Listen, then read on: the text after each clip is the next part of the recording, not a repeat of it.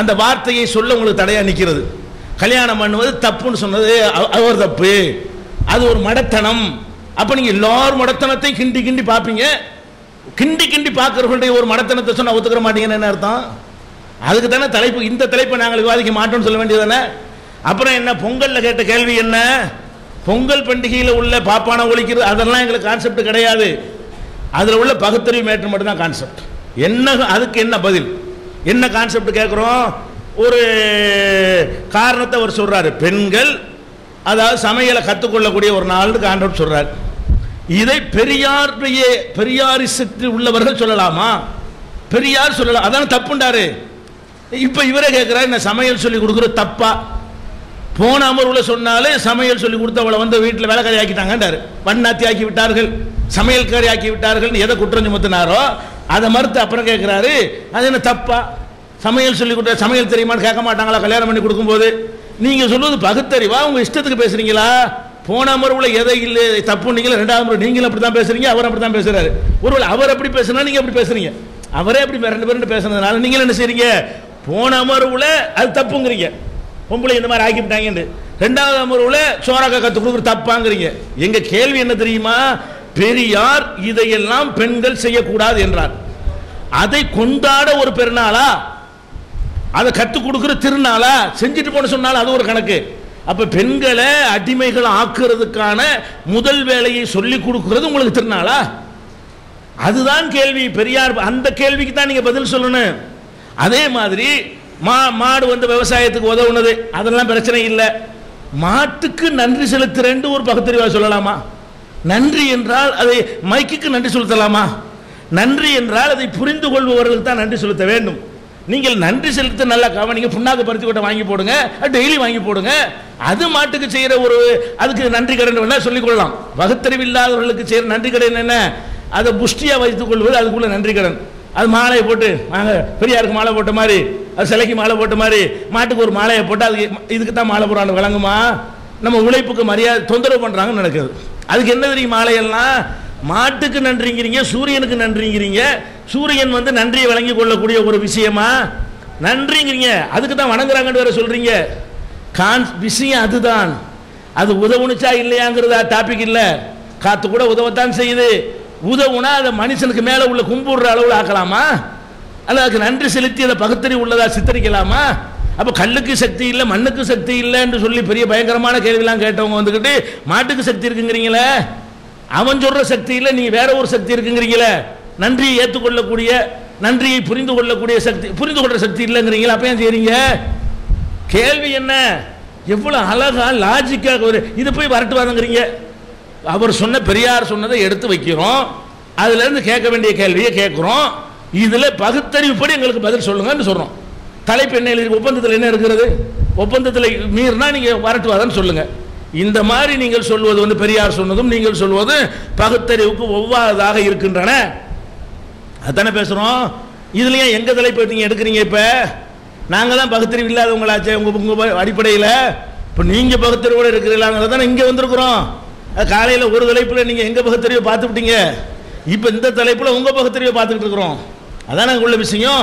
அப்ப நீங்க என்ன பண்ணணும்னு கேட்டா சீர்தூக்கி பார்த்து பதில் சொல்லணும். உங்க மக்களே நிறைய வந்திருந்தாலும் இறைவனுடைய அருளால் நீங்க எல்லாருமே மூட நம்பிக்கையில் இது ஒரு மதம் விளங்கி கொள்வார்கள். திராவிட மதம் தான் இது, இது ஒரு மதம் தானே தவிர மாட்டை வழிபடக்கூடிய, சூரியனை வழிபடக்கூடிய, பாப்பான் வழிபடுற தெய்வம் அல்லாத வேறு தெய்வத்தை வழிபடக்கூடிய ஒரு மதம் தானே தவிர அந்த மதத்தினுடைய தலைவர் தானே பெரியாருங்கிறது அங்கே நிரூபிக்கப்படுமா? பகுத்தறிவு பகலவன் நிரூபிக்கப்படுமா? உங்க ஆள் ஆயுத பூஜை கொண்டாடினானே 8 பேர் இருந்தா எங்க ஆள் பகுத்தறிவு பகலவன் நாங்கள் அவனை சொல்லிட்டு தெரிஞ்சோம். எங்கால எவனாச்சும் ஆயுத பூஜை கொண்டாடினா அவனை போட்டு பகுத்தறிவு தந்தைனா நாங்க சொன்னோம். நீங்க பகுத்தறிவு தந்தைங்கிற ஆள் பண்ண சொன்னாரப்பான்னு கேட்டா உங்க ஆள் தானே ஆயுத பூஜை கொண்டாடினா அதான் தப்புங்கிறோம். அவனை பகுத்தறிவு தந்தைன்னு பாராட்டு விழா நடத்தினா அப்ப எங்கள்கிட்ட கேளுங்க. அவன் கிறுக்கன்னு தான் நாங்க சொல்றோம். அந்த மாதிரி நீங்க கிறுக்கன்னு சொல்லுங்களேன். யார் இந்த தத்துவத்தை சொன்னாரா? நாங்க சொல்றோம் தெளிவா, ஆயுத பூஜை முஸ்லீம் கொண்டாட கிறுக்கான மடையன் முட்டாளுன்னு நாங்க சொல்றோம். அப்படி சொல்லுங்க, சொல்லுங்க, தொடருங்க. அஸ்ஸலாமு அலைக்கும். இல்லை, இந்த தலைப்புக்கு போகல, பொதுவான கருத்துக்கள் தான். இப்போ தாங்கள் தான் பகுத்தறிவுவாதிகள்னு சொல்லிக்கிட்டு இருந்தாங்க. அவங்க பேசுறதுல இருந்து அவங்க எவ்வளவு பகுத்தறிவற்றவர்கள்ங்கிறத நீ தெரிஞ்சுக்கிட்டு இருக்கிறீங்க. இப்ப அண்ணன் சொன்ன மாதிரி நன்றி செலுத்துவது எதற்கு? இப்ப பேசும்போது சொன்னாங்க எங்களுக்கு வாய்ப்பு கொடுத்ததற்கு நன்றின்றாங்க. யாராவது தப்பா நினைச்சிங்களா? யாரும் தப்பா நினைக்கல. இப்போ போகும்போது இன்னைக்கு 2 நாளா புழுக்கமா இருக்குது, ஏசி போட்டிருக்கிறோம். போகும்போது ஏசிக்கு நன்றி நன்றி நன்றி நன்றி அப்படின்னு சொல்லிட்டு போனா நீ அவனை பார்த்து என்ன நினைப்பீங்க? இதுதான் பகுத்தறிவா? மைக்கை பார்த்துக்கிட்டு நன்றி, புக்கை பார்த்து நன்றி இது சொன்னா இவனை பார்த்து நீங்க என்ன நினைப்பீங்க? இதுதான் பகுத்தறிவா? இதை வந்து அவங்க பகுத்தறிவுங்கிறாங்க. அதே மாதிரி நீங்க பெருங்கூட்டமாக இருக்கிறீங்கன்றாங்க. முதல் 2 தலைப்பு இருக்குதுல்ல, அந்த முதல் 2 தலைப்பும் இந்த பெருங்கூட்டத்தை திட்டக்கூடிய தலைப்பு. அதுக்கு தான் நீங்க கோவப்பட்டிருப்பீங்க, அதுக்கு தான் நீங்க அடிச்சிருப்பீங்க. அதுக்கெல்லாம் அமைதியா இருந்த நீங்க அவங்கள கேலி பண்ணும் போது அவங்க வார்த்தை பிரகாரமா கேலி பண்றதா சொல்றாங்க. அவங்கள கேலி பண்ணும் போது அவங்களை திட்டம் போது நீங்க சந்தோஷப்படுவீங்களா? அவங்கள அடிப்பீங்களா? அவங்கள திட்டம் போது நீங்க அவங்கள போய் அடிப்பீங்களா?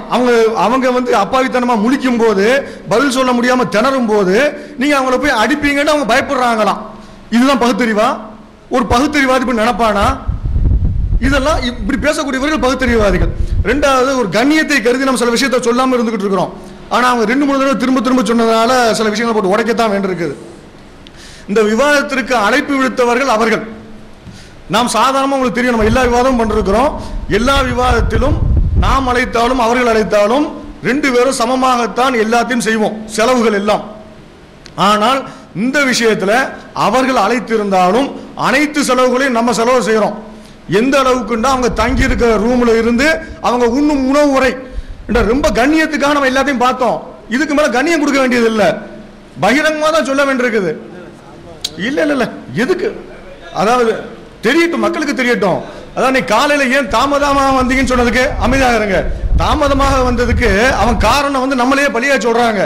சொல்லிட்டு நீங்க எங்க ஊருக்கு வந்தீங்கன்னா நாங்க கண்ணியம் விரும்பு நல்ல விருந்தோம்பல் செய்வோம்பாங்க. இப்ப நீங்க வந்திருக்கிறது எங்களுடைய விருந்தோம்பலுக்காக இல்ல சார். ரைட். 2வது தலைப்புலேயே கூட இதெல்லாம் தலைப்புல வந்து இதெல்லாம் பேசலாமாங்கிறாங்க. விவாத தலைப்பை நான் படிக்கிறேன், கேட்டுக்கிறேங்க. பகுத்தறிவாதிகள் என்று தங்களை சொல்பவர்கள் செய்யும் சிலை வைத்தல், சிலைக்கு மாலை அணிவித்தல், சிலையை நோக்கி பேசுவது, மரியாதை செய்வது, திருமணம் குறித்த கருத்து எழுதியிருக்கிறோம். பொங்கல் விழா, பிறந்த நாள் கொண்டாடுதல், திராவிட ஆரிய வேறுபாடு, மொழி வேற்றுமை, கருப்பு சட்டை தனியான அடையாளம், கருப்பு சட்டை தனியான அடையாளம், நினைவு நாள், தனி மனித வழிபாடு, நினைவிடம் ஏற்படுத்துதல், இறந்தவர்களுக்கு விழா, விதவை பெண்கள், விதவைகள் பெண்கள் குறித்த நிலை, மதுபானம் பற்றிய நிலைப்பாடு, அனைவரும் அர்ச்சகர் ஆதல் போன்றவை பகுத்தறிவு என்ற பெயரில் மூட நம்பிக்கைகள் மலிந்து கிடக்கின்றன. இந்த செயல்பாடுகள் அனைத்தும் பகுத்தறிவுக்கு முரணானவை என்பது டிஎன்டிஜே நிலை. மேற்கண்ட அவங்க சொல்றாங்க, மேற்கண்ட பகுத்தறிவாதிகள் நடைமுறைகள் அனைத்தும் பகுத்தறிவுக்கு உகந்தவை தான் என்பது வெற்றி வேந்தன் மற்றும் அவரது குழுவினரின் நிலைப்பாடு. இதெல்லாம் தெளிவா எழுதிதானே இருக்கிறோம். இதை பத்தி தானே பேசுவோம்னு சொன்னோம். இதை பத்தி பேசுவோம்னு மட்டும் சொல்லல, இதைத்தான் பேசுவோம் அவங்களுக்கு விளக்கியும் சொன்னோம். பொங்கல் விழா கொண்டாடுறது தப்பு, வருஷத்துக்கு ஒரு தடவையா பொங்கல் அறுவடை செய்யறோம், இப்போ 3 தடவை போகம் செய்யறோமே. அப்போ வெளிநாட்டில் உள்ள மலையாளத்தார்கள், மலையாள மொழி பேசுபவர்கள், கன்னட மொழி பேசுபவர்களுக்கெல்லாம் பொங்கல் இல்லையா? இதெல்லாம் அவங்கள்ட்ட சொன்னோமே. அதுக்கெல்லாம் அவங்க கேட்டுட்டு தானே போனாங்க, தலையாட்டிட்டு தானே போனாங்க. இப்போ வந்து இதெல்லாம் பேசுறது சரியில்லை, நாங்கள் எழுப்பி போவோம்னா பதில் இல்லை. அதே மாதிரி அல்லாஹ்வுடைய அற்புத அருளை பாருங்க. அடிக்கடி அண்ணன் சொல்லுவாங்க, இஸ்லாம் ஒரு ஈமான் இறை நம்பிக்கை உள்ளத்தில் வந்து விட்டால் அவனிடத்துல சுயமரியாதை வந்துடும், அவன்கிட்ட பகுத்தறிவு தன்னார வந்துடும். பகுத்தறிவு இல்லைங்கிறத அவங்க எப்படி நிரூபிக்கிறாங்க பாருங்க. அவங்க சொன்னாங்க ஒரு திருநீர் கதை. திருநீரை வந்து ஒருத்தர் போய் பெரியார்ட்ட நீட்டினாராம், உடனே பெரியார் தலையில தடவிக்கிட்டாராம். ஏன்டா அவருக்கு தனிநபர் சுதந்திரம் பாதிக்க கூடாதுன்ட்டு. இப்போ இதே கதையை உங்கள்கிட்ட எடுத்துக்கிறோம். இப்போ உங்களுக்குலாம் டீ சப்ளை பண்ணாங்க, நம்ம சப்ளை பண்றதுக்கு ஒரு ஆளை ஏற்பாடு பண்ணிட்டோம். டீயை கொண்டு வந்து தரதுக்கு ஒரு ஆளை ஏற்பாடு பண்ணோம், அவர் டீ போட்டு கொண்டு வந்துட்டார். ஒருவேளை அவர் மதுவை கொண்டு வந்து உங்களுக்கு ஊட்டி உங்களுக்கு கையில் கொடுத்தாருன்னா நீங்க என்ன செய்வீங்க? அது தனிநபர் சுதந்திரம் பாதிக்கக்கூடாது என்பதற்காக நான் வாங்கி கொடுத்தேன்னு நீங்க சொல்லுவீங்களா? நீ செய்யறது என்னுடைய தனிமரியாதை நீ புரிஞ்சுக்கலையே, எனக்கு பிடிக்காது, நான் இதை ஏற்றுக்கொள்ளவில்லை என்று தெரியாம நீ வந்து தரும்போது நான் கூடாதுன்னு நான் சொல்லுவேனா? அதை வாங்கி குடிப்பானா? எது பகுத்தறிவு? இதையும் செஞ்சுக்கிட்டு இது பகுத்தறிவு மாதிரி பெருசா சொல்லிக்கிறாங்க. சரி, அதே மாதிரி இன்னொன்னு சொன்னார். முதல்லயே சொல்லும் போது சொன்னாரு, நாங்க முதல்ல சொன்னோம்னா முதல் எடுத்தோன்னு திருமணத்தை பத்தி சொன்னாங்கல்ல, சொன்ன உடனே சொன்னாங்க அவங்க சொல்றதெல்லாம் இருக்குது, அதெல்லாம் நான் நியாயப்படுத்த விரும்பல. நாங்க வந்து உங்க வேதத்தை நாங்க எப்படி அறகுறையா படிச்சுக்கிட்டு வந்து உங்கள்கிட்ட நாங்க சொன்னோமோ அந்த மாதிரி நீங்க எங்களை சொல்றீங்கிறாங்க. நம்ம அறகுறையா படிச்சு சொல்ல முழுசா படிச்சு தான் சொல்றோம். ஆனா இப்ப அவங்க ஒத்துக்கிட்டாங்க. முதல்ல சொன்னதால நாங்க அறகுறையா படிச்சுக்கிட்டு சொன்னோம். அங்க ஒண்ணு இங்க ஒண்ணு எடுத்து நிறைய சொன்னாங்கல்ல, உங்க குரான்ல அப்படி இருக்கு இப்படி இருக்குன்னு. இப்ப அவங்க ஒத்துக்கிட்டாங்க. நாங்க வீம்புக்கு தான் செஞ்சோம், மனமுரடாக தான் செஞ்சோம், அறகுறையா படிச்சுட்டு தான் செஞ்சோம். அவங்க மூலம் அவங்க வாயாலே வாக்குமூலம் தர்றாங்க, பாத்துக்கிறங்க. அதே மாதிரி இன்னொன்னு சொன்னாங்க, அல்லாஹ் அவங்ககிட்ட சொல்றதையெல்லாம் நீங்க செஞ்சிட முடியுதா? அதே மாதிரிதான் பெரியார் சொல்றதெல்லாம் நாங்க செய்ய வேண்டிய அவசியம் இல்லைன்றாங்க. அல்லாஹ் சொன்னதெல்லாம் நம்ம செய்யலன்னா நம்முடைய பலகீனத்தால செய்யாம இருக்கிறோம். அல்லாஹ் சொல்றது முட்டாள்தனம் நம்ம செய்யாம இருக்கிறோம்.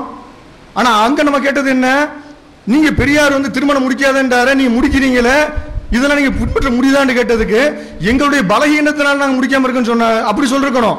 அதை விட்டுட்டு இங்க வந்து பெரியார் முட்டாள்தனமா சொன்னதுனாலதான் அவங்க பின்பற்ற முடியல. சொல்ல புரியும் உங்களுக்கு வித்தியாசம்? நம்ம பின்பற்ற முடியலைங்கிறத வந்து எப்படி கொண்டு சேர்க்கிறாங்க பாருங்க. அல்லாஹ் வந்து புத்தி அறிவாக தான் சொல்றான், நம்முடைய பலகீனத்தால் பின்பற்ற முடியல. அதை அவங்க எங்க கொண்டு போய் இணைக்கிறாங்கன்றா, முட்டாள்தனமான சொன்னதால இவர் பின்பற்றல, அதனால இதுல ரெண்டும் ஒன்னா கொண்டு போய் இணைக்கிறார். சரி, அப்புறம் இல்லாத கடவுளை மற இருக்கிற மனிதனை நினை அப்படிங்கிறாரு. அது எப்படி மனிதநேயம்ங்கிறாங்க. மனிதநேயங்கிற பேர்ல என்ன போய் சொல்றாங்கிறது பின்னால் இன்ஷா அல்லாஹ் சொல்லுவாங்க. அதே மாதிரி பொங்கல் விழாவில் வந்து சமைக்கிறதுக்காக திருமணமாகி அந்த பெண் வந்து வீட்டுக்கு போகணுமா, மணமகன் வீட்டுக்கு போனா சமைக்க தெரியணுங்கிறதுக்காக சமைக்க சொல்லி கொடுக்குறான். ஒரு நாள் சொல்லி கொடுத்துட முடியுமா? அதான் அவர் கேட்டார். நல்ல வேலை அதோட நிறுத்திக்கிட்டாரு. கல்யாணமான போற பெண்ணு சமைக்கிறதுக்கு மட்டுமா போறா? வேற என்னென்னலாம் தெரிஞ்சிருக்கணுமோ அதையெல்லாம் பழகி கொடுன்னு சொன்னா ஒத்துக்குருவீங்களா? இதுக்கு ஒரு விழா தேவையா? இப்படிதான் விழா கொண்டாடுறதுக்கு அளவுகோலா? விழாவை தேர்ந்தெடுப்பதற்கு இதுதான் அளவுகோலா? அதே மாதிரி ஆரியர்கள் வந்து கொண்டாடுகிறார்கள், மாட்டை தெய்வமாக வணங்குகிறார்கள். நீங்களும் மாட்டை வேற பேர சொல்லிட்டு வணங்கிட்டு இருக்கிறீங்களே, இதெல்லாம் வித்தியாசமா இல்லையா உங்களுக்கு? உங்களுடைய அறிவு வந்து இதெல்லாம் சரின்னு ஏத்துக்கிறதா? இது வந்து மூட நம்பிக்கை இல்லையா? ஒரு ஆளு சொல்லிட்டாருங்கிறதுக்காக பக்தியின் அடிப்படையில் தான் நீங்க செயல்படுறீங்க. இதெல்லாம் குருட்டு நம்பிக்கை இல்லையா? தனி மனித வழிபாடு இல்லையா? உங்களுடைய பகுத்தறிவு எங்க போய் விட்டது? கடைசியில சொல்றாரு, பொங்கல் வந்து விருப்பப்பட்டா கொண்டாடலாம். பெரியார் அப்படியா சொன்னாரு? தமிழருடைய விழா அப்படிதான் அவர் சொல்லிட்டு இருக்காரு. அப்புறம் சொல்றாரு, உழவரை எல்லாம் நம்ம கேவலப்படுத்துறோமா? நம்ம உழவு தொழில் செய்வது கேவலம் நம்ம சொன்னோமா? விவசாயம் செய்வது கேவலம் தான் சொன்னோம். அந்த உழவர் பெயரை சொல்லிக்கிட்டு நீங்க வந்து மக்களை முட்டாளாக்கிட்டு இருக்கீங்கன்னு சொன்னோமா? உழவு தொழில் கேவலம் சொன்னோமா? கேவலப்படுத்துறது யாருன்னா நம்ம இல்ல, அவர் சொன்னாரு உழவு தொழிலை கண்ணியப்படுத்துவதற்காக பொங்கல்னு சொல்லிட்டு கொஞ்ச நேரம் கழிச்சு சொல்ற, நான் கொண்டாட மாட்டேன், மக்கள்லாம் அறிவு இல்லாம கொண்டாடிக்கிட்டு இருக்கிறாங்க, கொஞ்ச நாளைக்கு சொல்லிக்கிட்டே இருந்தோம்னா அவங்க புத்தி வந்து அவங்க விட்டுருவாங்கன்றாரு. உழவை கண்ணியப்படுத்துவதற்காக பொங்கல் கொண்டாடுறேன்னு சொன்னாங்களே, சொல்லிட்டு இதுதான் உழவை கண்ணியப்படுத்துற விதமா? யார்கிட்ட பகுத்தறிவு இருக்கு, யார்கிட்ட மூட நம்பிக்கை இருக்குது? அறிவுக்கும் அவங்களுக்கும் சம்பந்தமே இல்லை. பேசுறது மட்டும்தான் பகுத்தறிவு, பேசுவது மட்டும்தான் அறிவு, பேசுவது மட்டும்தான் மனித நேயம். சொல்லுக்கும் செயலுக்கும் சம்பந்தமே இருக்காது. நம்ம ஏற்கனவே சொன்னோம்ல, உள்ளம் இறுகிருச்சுண்டு, இறுகிட்டா என்ன பேசுறேன்னே புரியாது. பேசுறது புரியாம ஒரு மாதிரி பதட்டத்தெல்லாம் பேசிக்கிட்டு இருக்காங்கிறதா இதுல தெரியுது. அதே மாதிரி சில வாதங்கள் வைத்ததை வந்து அது இடக்கு முடக்கா கேட்குறாங்க அப்படின்ற மாதிரி கேட்டாங்க.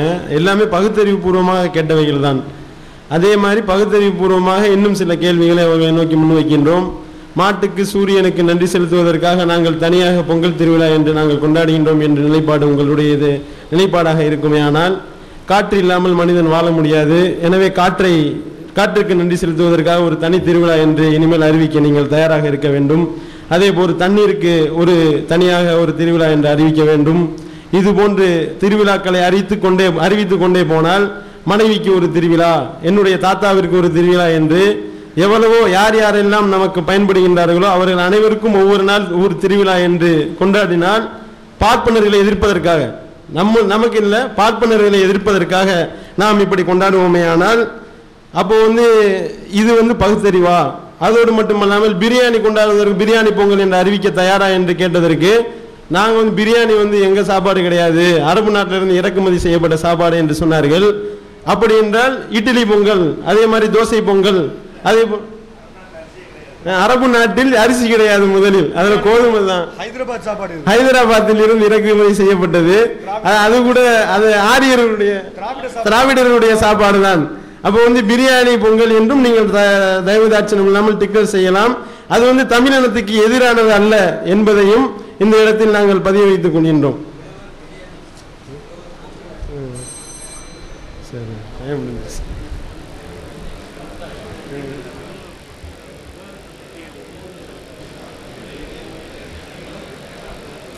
ஹலோ ஹலோ ஹலோ வணக்கம் தோழர்களே. முதல்ல ஒப்பந்தம் போடும் போது அதை மாற்றி சொல்கிறாங்க. அதாவது நீங்கள் வந்து வருவதற்கு சரியாக இருந்தால் நாங்களே முழு செலவையும் ஏற்றுக்கொள்கின்றோம், நீங்கள் வந்து போகிற செலவில் முதற்கொண்டு ஏற்றுக்கொள்கிறோம் என்று சொன்னாங்க. அதில் வந்து நீங்கள் திரும்பி நாங்கள் வந்து கேட்கும்போது முதல் முறையாக திருவாரூரில் பேசும்போது அங்கே வந்து நீங்கள் அந்த நாங்கள் வீடியோ எடுப்போம், தங்குற செலவு இன்னும் அங்கே அரேஞ்ச் பண்ணுற செலவுலாம் நீங்கள் பாதி ஒத்துக்கிறீங்களான்னு கேட்டாங்க. நாங்கள் ஒத்துக்க தயார்னு சொன்னோம். அதுக்கப்புறம் நீங்கள் அங்கே பெரிய அளவில் செய்யணும்னா அதில் பாதி, அதாவது நான் ஒரு 5000 ரூபா வருதுன்னா இல்லை ஒரு 10,000 ரூபா வருதுன்னா அதில் ஒரு 5000 ரூபா செஞ்சு செய்யலன்னு தான் சொன்னோம். ஆனால் இவங்க இங்கே சென்னைக்கு தொடர்பு கொள்ளும் போது தான் வந்துட்டு போகிற செலவு முதற்கொண்டு நாங்கள் ஏற்றுக்கிறோம். நாங்கள் வந்து வீரமணி வரைக்கும் கூப்பிட்டோம், அவரெல்லாம் வரலை. நீங்கள் வந்து இந்த எனக்கு தைரியமாக சொன்னதே போதும், நீங்கள் வாங்க அப்படின்னு சொல்லிட்டு வாதம் பண்ணுற அன்னைக்கு மற்றவங்க யாரும் வரமாட்டாங்க, நீங்கள் மட்டும்தான் திரும்பி கடைசியாக வாதத்துக்கு வருவீங்கன்னு இதே ஐயா தான் சொன்னாங்க, ரெயினுல்லாபதி ஐயா தான் சொன்னாங்க. அப்போ வந்து பகுத்தறிவு வாதத்தை அங்கே வந்து ஒரு கடைசியாக அவங்களுக்கு ஒரு கேள்வியாக வைக்கிறேன்னு சொல்லிட்டு இப்போ அது பகுதி நேரம் ஒரு முழு இது விவாதமாக எடுத்துக்கிட்டு அதில் நான் சொல்லாத தலைப்புகள்லாம் நிச்சயமாக அதில் எழுதியிருக்காங்கன்னு கேளுங்க. அதாவது மாலை போடுதல், இன்னும் வந்து சில அதாவது பொங்கல் பண்டிகை மாதிரியான ஒரு 3 இதை மட்டும் சேர்த்துட்டு இப்போ ஒரு பெரிய ஒரு லிஸ்ட்டையே வாசிக்கிறாங்க. பொய் சொன்னது அவங்க, அங்கேருந்து இங்கே வந்ததுக்கு முழு செலவு அவங்க ஏற்றுக்கு. இப்போ என்னமோ நாங்கள் கொடுக்க முடியாதுன்னு சொன்ன மாதிரியும் இல்லை நீங்கள் தான் நிறையா காசு வச்சுட்டு நாங்கள் செய்கிற மாதிரி இப்படிலாம் சொன்னால் பொதுவாகவே நீங்கள் ஏற்பாடு பண்ணியிருக்கலாம். ஏன் இப்போ வந்து நாங்கள் வரும்போது வேணா எங்களுக்கு ஆதரவு இல்லாமல் இருந்திருக்கலாம். இப்போ வந்து நிச்சயமாக நீங்கள் ஒரு கூப்பிட்டா நான் ஒரு மாதத்துலேயே ஒரு மிகப்பெரிய பொதுவாதம் வைக்கலாம். இப்போ இன்னும் எல்லாத்துக்கும் தீர்வு கிடச்சிட்டு கடைசியாக இதில் தான் தீர்வு கிடைக்காத மாதிரியும் இது நீங்கள் பகுத்தறிவை முழுசாக சொல்லிட்டீங்கன்னா இந்த உலகமே சுபூச்சமாயிடுங்கிற மாதிரியும் குரானை வச்சுக்கிட்டு சுபூச்சமாயிடும் மாதிரி இல்லை நீங்கள் பேசிகிட்டு இருக்கீங்க. பகுத்தறிவு எப்போ மக்களை வந்து முட்டாள்தனமாக கீழான காவடி தூக்குற வேலைக்கு செஞ்சுட்டு போய் ஏன் கத்திக்கிட்டே இருந்தா அல்லாஹ் அக்பர் கத்திக்கிட்டே இருந்தா உடனே உங்களுக்கு எல்லாம் கிடைச்சிடுமா? அப்படி கொடுத்தா அது பெரிய கடவுள் ஆயிடுமா? ஏற்கனவே எடுத்து வைத்த வாயத்துக்கு என்ன நீங்கள் ஒரு தெளிவான முடிவு எடுத்திருக்கிறீங்க? அப்படி நீங்க தெளிவான முடிவு எடுக்காதப்ப அடுத்த விஷயத்துக்கு வரும்போது நாங்கள் சொல்கிற விஷயம் நீங்கள் எந்த நிலைப்பாடில் இருந்தீங்களோ அதே நிலைப்பாடு தான் போன இதில் இருந்திருக்கிறீர்கள். இப்போது வந்து புதுசாக ஒரு நிலைப்பாடு நீங்கள் எடுத்துடல நாங்கள் பேசுனதை வச்சு. இப்போ நாங்கள் சொல்லும் போது எங்களுடைய நிலைப்பாடு சொல்லும் போது ஏற்றுக்கொள்ளுங்கள். அதை விதண்டாவாசிகள் நாங்கள் ஏற்கனவே இதை நீங்கள் 2 இதுக்கு முதல் செஞ்சிருந்தீங்கன்னா மதிய காலில் செஞ்சீங்கன்னா இதே விதண்டாவாதம் மிகப்பெரிய விவாதமாக இருக்கும். அப்போ நாங்கள் எவ்வளோ கண்ணியமாக நடந்துக்கிட்டோம். இப்போ நாங்கள் அதுக்கு எங்களுடைய நிலைப்பாட்டில் ஒரு விவாத பொருள் இருக்கிறது, எங்களுக்கு ஒரு நிலைப்பாடு இருக்கிறதுனா அதை நீங்கள் உங்களோட பார்வைகளுக்கு ஒன்றா தப்பாக பண்ணலாம், அதை நீங்கள் ஏற்றுக்கணும்.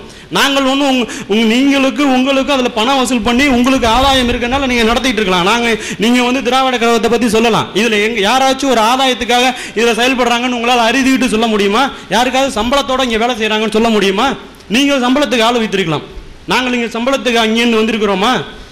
இன்றைக்கு எனக்கு எவ்வளவு நட்டாங்கிறது உங்களுக்கு தெரியுமா? நாங்கள் வந்து இங்கே உங்களுக்காகத்தானே வந்து உட்காந்துருக்கோம். நம்மளை மாதிரி எனக்கு ஏற்பட சிந்தனை எல்லாருக்கும் வரணுங்கிறதுக்காக தான் இங்கே வந்து உட்காந்துருக்கோம். எங்களுக்கு சுயநலத்துக்காக வரல. நீங்கள் வேணா சொல்கிற கருத்து போய் எல்லாருக்கும் சேர்ந்து இன்னும் 4 பேரை கூட்டலாம், இல்லை ஒரு சரியான சிந்தனை வரலாம். நீங்கள் உங்களுக்கு வேணா சுயநலம் இருக்கலாம். அதில் எங்களுக்கு வந்திருக்க எந்த சுயலமும் கிடையாது. நாங்கள் யாரையும் புண்படுத்தணும்னு வரல யாரையும். நீங்கள் வந்து எங்களை புண்படுத்துற மாதிரி இப்போ நீங்கள் பேசிகிட்டு இருக்கீங்க. இதே பேச்சை காலையில் பேசியிருந்தா நாங்களும் இன்னும் எவ்வளவோ தீர்வு இல்லாத விஷயங்களை விட்டுட்டு போயிருங்களே. நீங்கள் 4 கல்யாணம் பண்ணிக்கல. இப்போ நாங்கள் கல்யாணம் பண்ணாமல் குடும்பங்கள் படுத்தலாங்கிற மாதிரி ஒரு கல்யாணம் தேவையில்லை அப்படின்னு சொன்னால் என்ன மனைவி, அதாவது பெண் இது தேவையில்லைன்னு அவர் சொல்லலை. பெண் வைத்துக்கொள்ளலாம், திருமணம் தேவையில்லை, அப்படியே குழந்தை பிறந்தாலும் அது அப்படியே வாரிசு உரிமை இல்லாமல் போயிடுங்கிறதுக்காக பொதுநல சிந்தனையோட சொன்னாருங்கிறத புரிஞ்சிக்காம, அவங்க என்ன சொன்னாங்கிறதே புரிஞ்சிக்காம நீங்கள் 4-5 கல்யாணம் பண்ணிக்கலாம், வசதி இருக்கிறோம் 25 கல்யாணம் பண்ணிக்கலாம்னு சொன்னால் அது பெரிய ஒரு நல்ல விஷயத்தை கொண்டு போயிடுமா சமுதாயத்தில்? எனக்கு இப்போ 1000 கோடி கொடுங்க, நான் 500 கல்யாணம் பண்ணிக்கிறேன், சிறப்பாயிடுமா அது? அனில் அம்பானி வந்து 1 லட்சம் கல்யாணம் பண்ணால் ஒத்துப்பீங்களா? காசு இருக்கிறவங்க வந்து வச்சு நடத்துறதுக்கு உங்களுக்கு தகுதி இருந்துச்சுன்னா அதை கேள்வி கேட்டீங்க. ஐயோ ஒருத்தவனே வச்சு காப்பாற்ற முடியல, நாங்கள் இது பண்ணோன்னு சொன்னீங்களே. அப்போ அனில் அம்பானி 1 லட்சம் கல்யாணம் பண்ணிக்கிட்டா உங்களுக்கு ஓகேவா? புருனே சுல்தான் 30,000 கல்யாணம் பண்ணா உங்களுக்கு ஓகேவா? விதண்டாவாதம் கிடையாது, இது எங்களுடைய நிலைப்பாடு. அதை நீங்கள் ஏற்றுக்கொள்ளணும். அதற்கு விட்டுவிட்டு நீங்கள் அடுத்த கேள்விக்கு போங்க. அதை விட்டுட்டு திரும்பி நீங்கள் ஒன்றுத்தையே நான் வந்து என்னுடைய மூத்த தலைவர் இருக்கும்போது அவர் வந்து அவருடைய நிறைய அறிவியல் இது சம்பந்தமான அறிவியல் இருக்கும்போது அவர் அதை பற்றின சொல்கிறார். அதனால தான் எந்த விதமாக பேசாமல் இருக்கிறோம். அப்போ அவங்களோட நிலைப்பாடு உங்களுடைய நிலைப்பாடு நாங்கள் கூக்கவில்லையே. நாங்கள் சொன்ன வாதத்துப்படி நீங்கள் 4 கல்யாணம்னா நீங்கள் அப்படிலாம் சொல்லக்கூடாது, முடிவு எடுத்துட்டு அதை ஒத்துக்கிட்டீங்கன்னா திரும்பி மாற்றிக்கணும் அப்படின்னு அப்படி சொன்னோமா? அப்படி சொல்லல. எங்களுடைய நிலைப்பாடு பாமர மக்கள், அதாவது அதாவது ஆரியத்திலிருந்து அவர்கள் பண்டிகைகளை கொண்டாடும் போது பண்டிகை ஒன்று தேவைப்படும் போது நீங்கள் வந்து பொங்கல் வைத்துக் கொள்ளுங்கள் என்று அவர்களுக்கு ஏற்ற மாதிரி அவர் அதாவது சரஸ்வதி பூஜைக்கு எல்லாத்துக்கும் அவங்க அதாவது இப்போ கேமராவை கூட ஒரு பூஜை பண்ணணும்னு சொல்கிறாங்க, வச்சிருக்க எல்லாத்துக்கும் பூஜை போடுறாங்க. ஏன் முஸ்லீம் மக்களே ஒரு பூஜை போடுறாங்க. அப்படி இருக்கிற சூழ்நிலையில் அதை நீங்கள் மறுக்கவும் இல்லை. அப்படி மறுத்தா முஸ்லீம் இல்லைன்னு நீங்கள் சொல்கிறீங்க. அப்படி செஞ்சா அப்போ அதுலேயும் இருக்காங்கங்கிறது ஒத்துக்கிறீங்கல்ல. அப்போ அதெல்லாம் வந்து இதே சமுதாயத்தில் இதே இருக்கிற இந்து ஒரு அதாவது உயிருள்ள ஒரு ஜீவராசிக்கு வாழ்க்கை ஃபுல்லாக அவனுக்கு கூடயே இருந்து ஒரு உழைக்கின்ற ஒரு ஜீவனுக்கு அதுக்கு ஒரு நன்றி கடன் செலுத்தமா அது புரிஞ்சிக்குது புரியல. ஏன் உங்கள் ஆளுங்களுக்கு இப்போல்லாம் தான் அல்லா தான் எல்லாம் சொல்கிறாருங்கிறப்போ நீங்கள் ஏன் அவனுக்கு காருக்கு போடணும்? அப்போ நீங்கள் யாருன்னு கண்டுபிடிச்சி தள்ளி வச்சுருங்களா அவங்கள? மூடத்தனம் இருக்குல்லங்க ஐயா. இப்போ எங்கள் இந்து மதத்தில் மூடத்தனம் இருக்குது. நிலைப்பாடு இருக்கும்போது ஒரு இது தேவைப்படுது. அப்போ அந்த தேவைக்கு புரிஞ்சிக்கலையோ ஒரு விழா தேவைப்படுது. அந்த விழாவுக்கு மதிப்பு கொடுத்து அப்படி ஒன்று இருக்கிறது உங்களுக்கு ஒரு நிலைப்பாடு. உடனே அது ஒரு மதம் ஆகிடாது. நாங்கள் வந்து இந்த மாதிரி மூட நம்பிக்கையில் இருக்கிறவங்களுக்கு சொல்லப்படுகிற விஷயமா தான் நாங்கள் சொல்கிறோம். வந்து இப்படியே ஒரே நிலைப்பாட்டில் இல்லை. அப்பயே சொன்னேன், அதில் வந்து எங்களுக்கு முரண்பாடு இருக்குது. ஐயாவுக்கு இருக்கிற ஒரு முரண்பாடு எனக்கும் அதில். நாளைக்கு வந்து திருமணத்தில் நான் கல்யாணம் பண்ணி எனக்கு குழந்தை இருக்கிறோமோ அவங்க ஐயா வந்து அதை கல்யாணம் பண்ணிக்கல. அதுக்கு நான் கூட போய் ஐயா ஏன் கல்யாணம் பண்ணிக்கல அவங்கள போய் நான் ஒன்றும் இது பண்ணலையே. நிலைப்பாடு அவர்களுக்கு உள்ள நிலைப்பாடு, ஐயா அவர்களுக்கு சொன்ன நிலைப்பாடு. ஐயாவோட எல்லா கருத்தையும் எல்லாரும் ஏற்றுக்க மாட்டாங்க. அவர் வந்து தமிழ் பற்றாளர்கள் இது இப்போ ஐயா தூக்கி வச்சு பேசிக்கொள்றவர்களுக்கு தமிழ் பற்று அவர்கிட்ட ஐயா அவர்களுக்கு தமிழ் பற்று இல்லை, மொழின்னு தனியாக பிரிச்சிடக்கூடாதுன்னு சொன்னாங்க. ஆனால் அவங்க ஒன்று குளத்தூர் மணி ஐயா நேற்று வந்து தமிழ் விழிப்பு மாநாடு நேற்று வந்து இங்கே சென்னையில் நடத்தினாங்க. அப்போ அவங்க வந்து ஐயாவை தான் பெரியார் திராவிட கழகம்னு சொல்லிட்டு தனியாக இருக்கு அந்த இது. இப்போ அது வந்து விலைக்கு போயிட்டாங்களா? அதில் உள்ள நல்ல கருத்தை எடுத்துக்கிட்டாங்க. அப்படிதான் நீங்கள் எடுத்துக்கணும். ஒட்டுமொத்தமாக திராவிட கழகத்தை இன்னைக்கு நீங்கள் உங்களால் சொல்ல முடியுமா?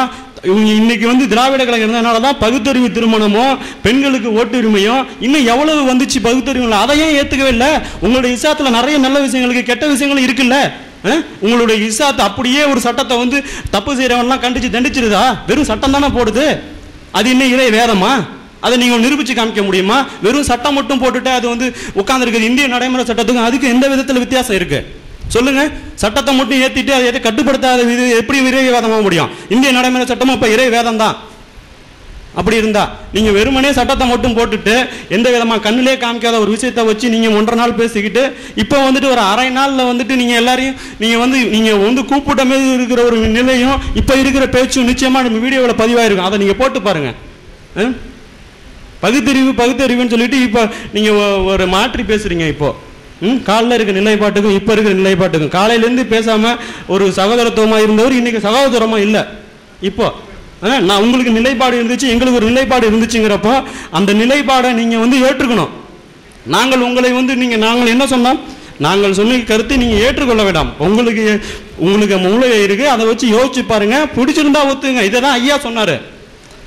உங்களுக்கு வந்து என்ன நீங்கள் நான் சொல்கிறத கேட்கவே கேட்காதா? ஏன்னா நாளைக்கு நான் சொல்கிறத நீ கேட்டேன்னா என்னோட இன்னொருத்தன் சொல்லுவான், நீ இப்போ நான் சொல்லிட்டு இருக்கேன் நீ வந்து கடவுள் இல்லைன்னு சொல்லுவான். அடுத்து போனால் நீங்கள் சொல்கிற குரானை கேட்டு குரான் இருக்குன்னு சொல்லிட்டு அங்கே ஓடிடுவான். அடுத்து கிறிஸ்தவத்தை கேட்டு அங்கே ஓடிடுவான். நீ அப்படி கேட்காத, நான் சொல்கிறத கேட்காத, நீ யோசி. இது என்ன மதமா? இதுக்கு ஒரு மதம்னு ஒரு பேர் வேற கற்பிக்கிறீங்க. இது என்ன மதமா? இது இப்படி எதையும் நான் கேட்கறத நீ நம்பாதன்னு சொல்கிறது வரும். எல்லாம் நான் சொல்கிறத கேளு. நீ வந்து வழி கெடுத்தவனே பக்கத்துக்கு பக்கம் மறுப்பு இருக்குங்கிற. ஏன் அடிமை? நீ வந்து நான் சொல்றதை கேளு, இல்லைன்னா அவ்வளோதான். என் பொண்ணுகிட்ட போய் நான் சொல்றதான் கேட்கணும். டெய்லி நான் 5 தடவை காலைல ஒரு தடவை நீ 5 நிமிஷம் அப்பா அப்பான்னு கத்தணும், மதியானம் 5 நிமிஷம் அப்பா அப்பா கத்தணும், சாயந்தரம் 5 நிமிஷம் என்ன கேட்குமாங்க? நான் பெத்த புள்ள கேட்குமா? நீங்கள் அப்படி சொன்னீங்கன்னா என் பெத்த பிள்ளையே இல்லைம்பீங்க. நான் பெத்த அப்போ நீங்கள் முன்னாடி இருக்கிற பாகத்துக்கு போகணும். மறுப்புக்கு போனீங்கன்னா நீங்கள் எப்படியே போயிட்டு இருந்தீங்கன்னா முன்னாடி நானா விவசாயம் செய்தேன், நீங்களா விவசாயம் செய்தீர்கள், நான் தான் விவசாயம் செய்தேன்னு சொல்றாரு. அப்போ எல்லாத்துக்கும் காரணம் அதுவா?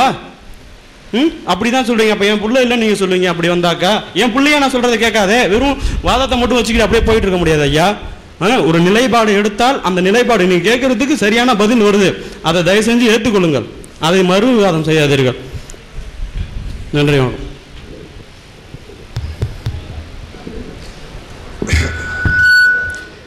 எதை சொல்லக்கூடாதுன்னு நினச்சேனோ அதையெல்லாம் சொல்ல மாதிரி ஆயிடுச்சுங்கிறதுக்கு வருத்தப்படுறேன்.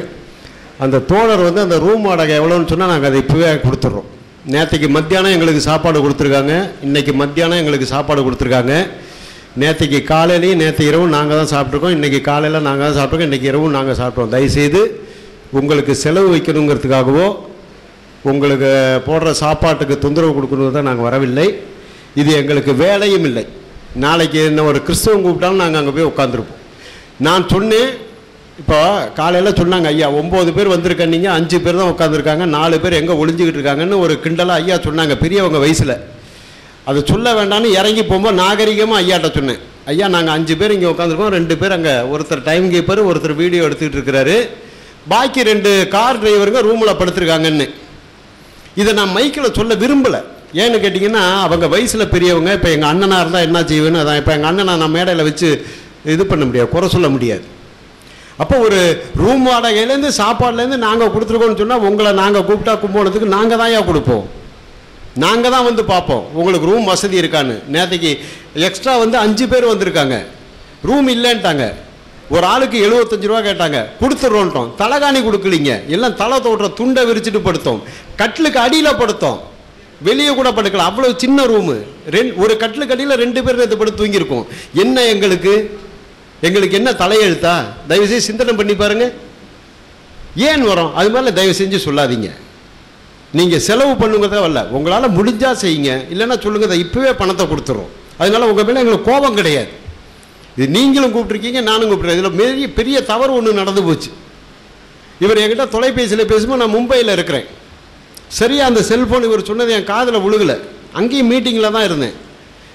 இவருக்கு சொல்கிறேன், நான் கொஞ்சம் கழித்து ஃபோன் பண்ணுறேன், அப்புறமா பேசுகிறேன். இல்லைங்க அது முக்கியமான செய்தின்னாரு. மழை சரியான கொட்டுது, நான் மேடையை விட்டு இறங்க முடியல, அவ்வளவு மழை. அந்த மழையில் செல்ஃபோன் எடுத்துகிட்டு வந்து ரொம்ப தூரம் வந்தேன். ரொம்ப தூரம் வந்து இவர்கிட்ட பேசும்போது இவர் ஃபோனை ஆஃப் பண்ணி வச்சுட்டாரு, ஐயாட்ட பேசிகிட்டு இருக்காருன்னு. இந்த மாதிரி சில சிக்கல்லாம் இயற்கையாக நடக்குங்க. இதை சொல்கிறதுக்காக நாங்கள் இங்கே வரவே இல்லை. அதனால் நீங்கள் கொடுக்குற சாப்பாடு அந்த ரூம் வாடகையெல்லாம் உங்களுக்கு பாரமாக இருந்ததுன்னா அதை இப்போவே நாங்கள் கொடுக்க தயார், மகிழ்ச்சியோடு கொடுக்குறோம். அதனால் எங்களுக்கு எந்த வேதனையும் கிடையாது. ஐயா முன்னாடி வந்து சாராயன்னாரு, இப்போ மதுன்ட்டார். பெரியார் வந்து நெத்தியில் விபூதி கொடுத்தோன்னே பூசிக்கிட்டாரு, இது கொஞ்சம் மதுவை கொடுத்தா குடிப்பாரா அப்படின்னு கேட்டார். இந்த சாணிங்கிறது பொசிக்கின சாணியை வந்து நெத்தியில் பூசிட்டு ஒரு பக்கெட்டில் தண்ணி எடுத்து கழிக்கினா இது போயிடும். மதுங்கிறது உள்ளே போய் அறிவை கெடுக்கும். அது எப்படி ரெண்டும் ஒன்றாகும்? வெளியே பூசிக்கிற ஒரு சமாச்சாரமும் உள்ளே போய் உடலை கெடுக்கிற மதுவும் எப்படி ஒன்றாகும்னு எனக்கு தெரியல. அதனால் ஐயா தயவு செய்து இந்த சாராயம், இந்த மது இது மாதிரி எல்லாம் இது பண்ணாமல் விபூதியா உடம்புல பூசிக்கிறானா அதுக்கு தகுந்த மாதிரி ஏதாவது சொல்லுங்கள். உள்ளே சாப்பிட்ற சமாச்சாரம். இப்போ பெரியார்கிட்ட போய் இது பிரசாதம், கோமியம், மாட்டு மூத்திரம் நீ சாப்பிடுனா செருப்பால் அடிச்சிருப்பார்.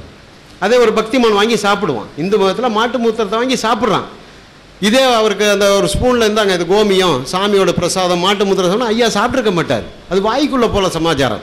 இது ஒரு மனிதனாக மதிக்கணுங்கிறதுக்காக அவன் கொடுத்த விபூதியை பூசிக்கிட்டார். அப்போ கூட அந்த பதறினார் குன்றக்குடி எடுக்கிறார். என்னையா நீங்கள் போய் நெத்தியில் விபூதி பூசுறீங்கன்னாரு. அது என்னங்க, வெளியே போய் இப்படி கழுகிட்டனாக்கா அது சரியாக போகுது. நீங்கள் என்ன தொட்டு கொடுக்குறீங்க, கோயிலில் பாப்பான் தொடக்கூடாது, எட்ட நில்லுங்கிறான். நீங்கள் தட்டில் வச்சுருக்கிறீங்க, ஒரு போர்டு வேற வச்சுருக்கீங்க, உள்ளே வருபவர்கள் நீர் அணிந்து வரவுன்னு. நான் ஒரு சமாச்சாரமாக உங்கள் வீட்டுக்கு வரேன், உங்களை நான் மதிக்கணும், இதை எடுத்து பூசுறதுனால நான் ஒன்றும் குறைஞ்சி போயிட மாட்டேன்னு சொல்லி விபூதியை ஒரு கை நிறையா அள்ளி நெத்தியில் பூசிக்கிட்டு சட்டையெல்லாம் விபூதிங்க அவருக்கு. குன்றக்குடியார் பதறாரு, என்னையா நீங்களா யானாரு, நான் உங்களை மதித்து வரும்போது உங்களை ஏற்றுக்கல. இப்போ நான் ஒன்றுங்க உங்கள் வீட்டுக்கு வரேங்க, நீங்கள் அந்த இடத்துல தொழுதுட்ருக்கீங்க, நான் என்ன பண்ண ஒரு மனிதனாக இருந்தால் பேசாமல் அமைதியாக ஓரமாக உட்காந்துருக்கணும் உங்களுக்கு இடையூறு இல்லாமல். என்னுடைய கொள்கை தொழுகையை வந்து ஏற்றுக்கிறது கிடையாது. அதுக்காக உங்கள் வீட்டில் வந்து நான் உங்களை இடைஞ்சல் பண்ணக்கூடாது. இது வாதம் பண்ணுற இடம், இதில் எது வேணாலும் கேட்கலாம், அவர்களும் கேட்கலாம், நாங்களும் கேட்கலாம். அப்போ ஒரு மனிதநேயங்கிறது எந்த இடத்துல இருக்குன்னா விபூதியை கொடுக்குறான், பூசுகிறான், திரும்ப வெளியே போனால் அழிச்சிட்டு போகுது. அதுக்கு அவர் மதுவை கொடுத்தா நீங்கள் குடிப்பீங்களா? இதுதான் வந்து உங்களுடைய பகுத்தறிவா அப்படின்னு கேட்டால். இன்னொன்று ஐயா வந்து அதை எப்படி முன்வைக்கிறேன்னு அது தீர்வாக பேசுகிறாங்களா எனக்கு தெரியல. என்னுடைய கேள்வி திரும்பினா அதுக்கு நீங்கள் பதிலே சொல்லலை, அதில் தோற்று போயிட்டீங்க. நான் முன்னாடியே சொல்லிட்டேன், பெண்கள் திருமணம் பண்ணக்கூடாதுன்னு ஐயா சொன்னாங்க. நான் இன்னொன்று சேர்த்தே சொன்னேன், கருப்பையை வெட்டி எறியணும்னாரு. பெண்கள் வந்து புள்ள பெற்றுக்கிற மிஷினாக இருக்கும். என்ன காரணம்? இந்த நாட்டில் தான் சொன்னார். இதே ஜெர்மனியில் போய் சொல்லியிருப்பாரா, அமெரிக்காவில் சொல்லியிருப்பாரா? கண்டிப்பாக சொல்லியிருக்க மாட்டார். அங்கே பெண்களுக்கு மரியாதை இருக்குது. இங்கே அவங்க புள்ள பெக்கிற எந்திரமாக இருக்காங்க. நான் சொன்னது உங்களுக்கு புரிஞ்சதா இல்லையான்னு தெரியல. அவர் சொன்னது உண்மைதான், நீங்கள் படித்தது உண்மைதான். அதுக்கான காரணம் என்ன, அவருடைய எய்ம் என்னன்னு பாருங்கய்யா.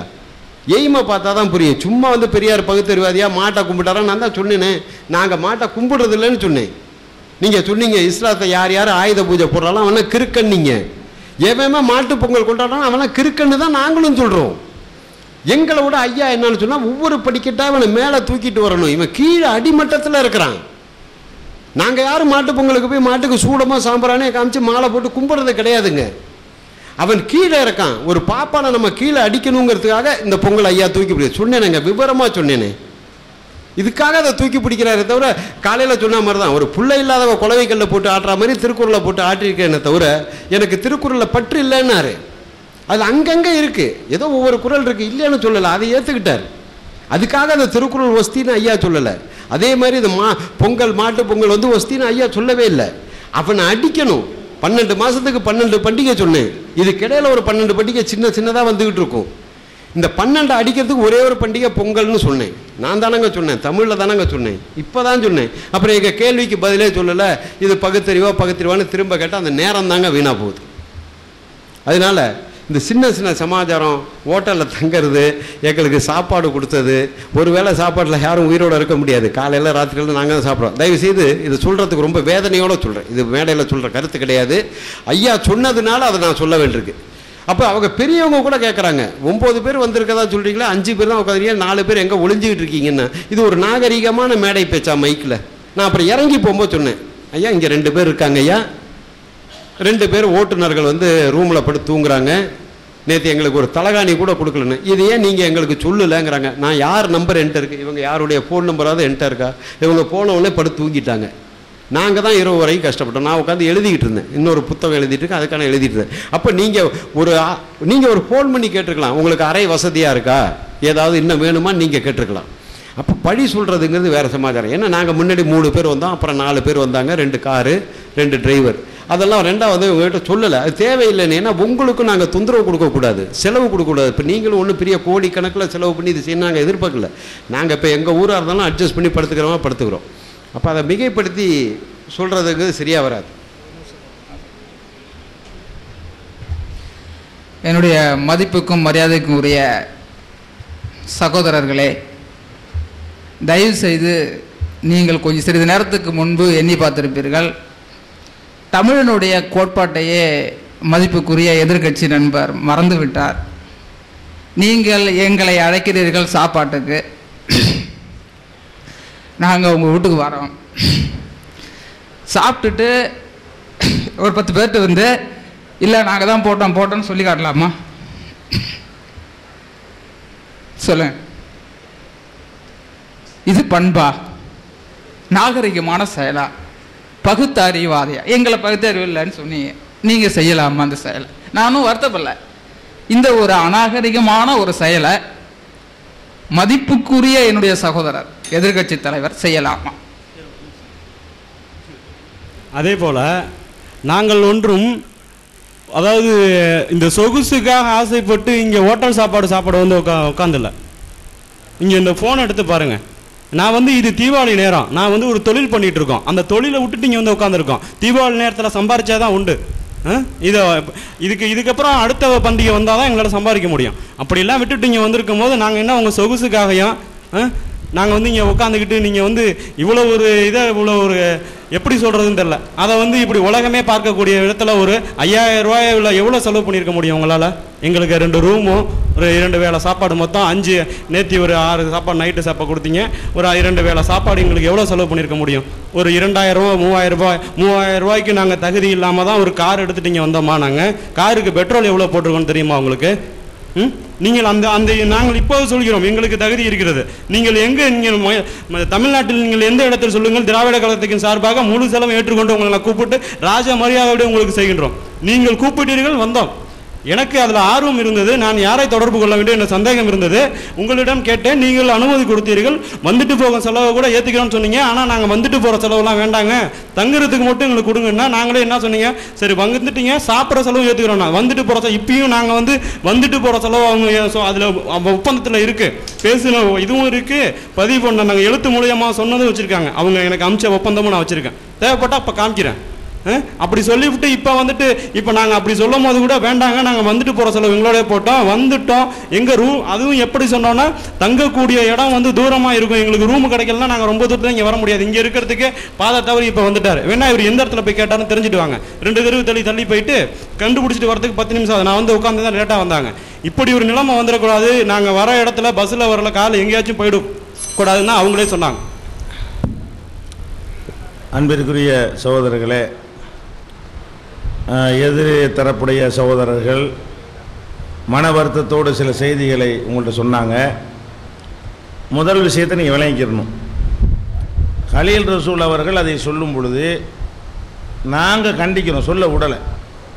ஒருவர் சொல்லுகிறார், இதுவரைக்கும் நடந்த இந்த 4-3 தலைப்பு விவாதத்தில் ஆடியன்ஸு குறுக்கிட்டு ஒரு வாயை கூட திறந்ததில்லை. அவர் சொன்னதுக்கு எதிராகத்தான் என்ன செஞ்சாங்க, இது வேண்டாம் வேண்டாம்னு என்ன செஞ்சாங்க, மக்கள் எந்திரிச்சு இதை சொல்லக்கூடாதுன்னு என்ன செஞ்சாங்க, அவரை கண்டித்தாங்க. அவர் செய்தது அதை சொல்லி காட்டினது இஸ்லாமிய பண்பாடுப்படி சரியில்லை, ஒரு சபையில் சொல்லக்கூடாது, அது தவறு அப்படின்னு சொல்லி தெள்ள தெளிவாக நாங்கள் டிக்ளேர் பண்ணுற அளவுக்கு முன்னாடி காட்டியிருக்கிறோம். இதுவே நாங்கள் எல்லாருமா சொல்லி இருந்தால் நீங்கள் என்ன செய்யலாம், அதை சொல்லலாம். இப்போவும் நாங்கள் அதுக்காக அவர் சொல்லியிருக்கக்கூடாது, அதுக்காக நாங்கள் உங்கள்கிட்ட மன்னிப்பு கேட்டுக் கொடுக்குறோம். வணங்குதா? எல்லாரும் கேட்டுக்கிறீங்களா? அனைவரும் மன்னிப்பு கேட்குறோம். அதாவது அவர் அந்த வார்த்தை அப்படியான எண்ணங்கள் எங்களுக்கு கிடையாது. ஆனால் ஒரு விஷயத்தை நீங்கள் விளங்கி கொள்ளணும், இந்த பணம் இந்த கணக்கில் எல்லாம் இதை பார்க்குற மேட்டரே கிடையாது. வணங்குதா? நாங்களும் பார்க்கல, நீங்களும் பார்க்குற ஆள்கள் இல்லை. இப்போ என்ன பிரச்சனை, நீங்கள் 9 பேர் இருந்திருக்கிறீங்கன்னா அதுக்குரியதை கண்டிப்பாக நாங்கள் செய்யணும். நீங்கள் 9 பேர் இருக்கிறீங்க என்ற ஒரு விஷயம் எங்களுக்கு நீங்கள் சொல்லலை. எத்தனை பேர் வருவீங்க? 4 பேர் வருவீங்க. இப்போ 4 பேரோட இன்னென்னதெல்லாம் வருவோன்னு சேர்த்து நீங்கள் சொல்லலை. 4 பேருக்கு நாங்கள் வேஸ்ட்டாகவும் நாங்கள் செலவு பண்ண மாட்டோம். எங்களுக்குள்ளே நாங்கள் அப்படி தான் செய்வோம். இப்போ நாங்கள் இருக்கிறோம்னு சொன்னால் ஒரு ரூமில் 4 பேர் 3 பேர் தான் அடைஞ்சிக்கிடுவோம், பொருளாதாரத்தை விரையும் செய்ய மாட்டோம். அப்போ அந்த மாதிரியான ஒரு அடிப்படையில் நீங்கள் கேட்டதை நாங்கள் செஞ்சோம். போகும்போது நீங்கள் கேட்டீங்க, இந்த மாதிரி யாரையும் ஒழிச்சுலாம் வைக்கல, இந்த மாதிரி விஷயம்னு சொன்னீங்க. சரி சொல்கிறீங்கல்ல, ஏன் எங்களை பிரித்து பார்க்குறீங்க? எங்கள்கிட்ட சொல்லியிருக்கலாம்ல, ஒரு மெசேஜ். நாங்கள் என்ன கடவுளா? மறைவானது எங்களுக்கு தெரியுமா? நீங்கள் எங்கள்கிட்ட சொல்ல வேண்டியதானங்க. அவர்கிட்ட நான் உரிமையோடு சண்டை போட்டேன், வெற்றி வேந்தன்ட்ட. நீ உரிமையோடு எங்கள்கிட்ட, அவர்கிட்ட சார்ட்டையும் சொன்னேன், உரிமையோடு எங்கள்கிட்ட சொல்லலாம்ல. இது நல்ல முறையை நாங்களும் அதுக்கு வருத்தப்படுறோம். எங்கிறது தான் எங்களுடைய பண்பாடு. அவர் சொன்னதை நாங்கள் அனைவருமாக சேர்ந்து நிராகரிக்கிறோம். சரியா? அந்த எண்ணம் எங்களுக்கு கிடையாது, தப்பு. இது மாதிரியான பேச்சுக்கள், பணத்தின் அடிப்படையில் உள்ள பேச்சுக்கள் நமக்குள்ளே வரவே கூடாது. அதே நேரத்தில் இன்னொன்றை நாங்கள் சொல்லணும், சில விஷயங்கள் நீங்கள் பதிவு பண்ணதுனால, ஏன்னா உங்களுக்கு தெரியாது, நீங்கள் ஒவ்வொரு தொழில் பண்ணிக்கிட்டு இருக்கிறீங்க, நீங்கள் அதனால் அதை கொண்டு ஆதாயம் அடைஞ்சு சம்பாதிச்சிக்கிட்டு இருக்கிறீங்களே தவிர இந்த கருத்தை சொல்வதற்கு நீங்கள் எந்த ஆதாயமும் அடையலை. அதை ஒரு உங்களுடைய ப்ளஸ் பாயிண்டாக சொல்கிறீங்க.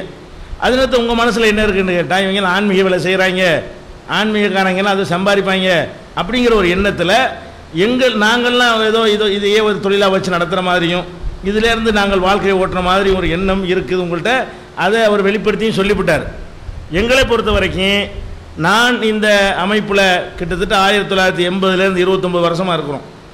இதுவரைக்கும் இந்த அமைப்புடைய ஆன்மீக பணியை வைத்து ஒரு பைசா ஆதாயம் நாங்கள் அடைஞ்சது கிடையாது. சம்பளமாகவோ கடனாகவோ பரிசாகவோ வேறு எந்த வகையிலும் செஞ்சது கிடையாது.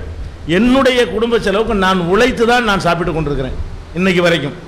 அதே மாதிரி அல்தாஃபி இருக்கிறார்னு சொன்னால் அவரும் உழைச்சி தான் சாப்பிட்டு கொண்டிருக்கிறார். இந்த ஆன்மீக பணிக்காக வேண்டிய ஒரு எதுவும் சம்பாதிக்கலை. இவர் அரசாங்கத்தினுடைய ஓய்வு பெற்ற ஒரு ஊழியர். அதுங்களா? அதுலேருந்து என்னென்ன வரும் உங்களுக்கு தெரியும். அதை வச்சு தான் அவர் வாழ்க்கை நடத்தி கொண்டிருக்கிறார். தவிர இதுக்கு வருவதற்கு இதுக்கு நான் எந்த ஒரு செலவும் கிடையாது. அவர் ஒரு தொழிலதிபர் ப்ளஸ் ஒரு நிறுவனத்தை, இந்த ஸ்கூலை, இது நல்ல லாபகரமாக நடக்குது உட்கார்ந்துருக்கிற இடம் கூட. அது மாதிரி நீங்கள் இன்னொன்று நீங்கள் பார்க்க வேண்டும். நாங்கள் இந்த மாதிரி செய்கிறதுனால மக்கள்கிட்ட வசூல் பண்ணி இது பணம் திரட்டுறதுக்காக செஞ்சுட்டாங்கன்னு கூட அது அந்த மாதிரி கருத்து கூட உங்களுக்கு இருக்கலாம்னு நீங்கள் பதிவு பண்ணீங்க. அதுவும் கிடையாது. வெப்சைட் எடுத்து பாருங்கள், எங்களுடைய இணையதளத்தில் போட்டிருக்க விவாதத்தை போட்டுவிட்டு, அதாவது மண்டபங்கள் எதுவும் நமக்கு கிடைக்காத காரணத்தினால் களஞ்சியம் ஸ்கூல்லையே இங்கேயே நடக்கிறது. இவருடைய இடம் வாடகைலாம் அது கிடையாது, ஃப்ரீயாக தந்திருக்கிறாரு.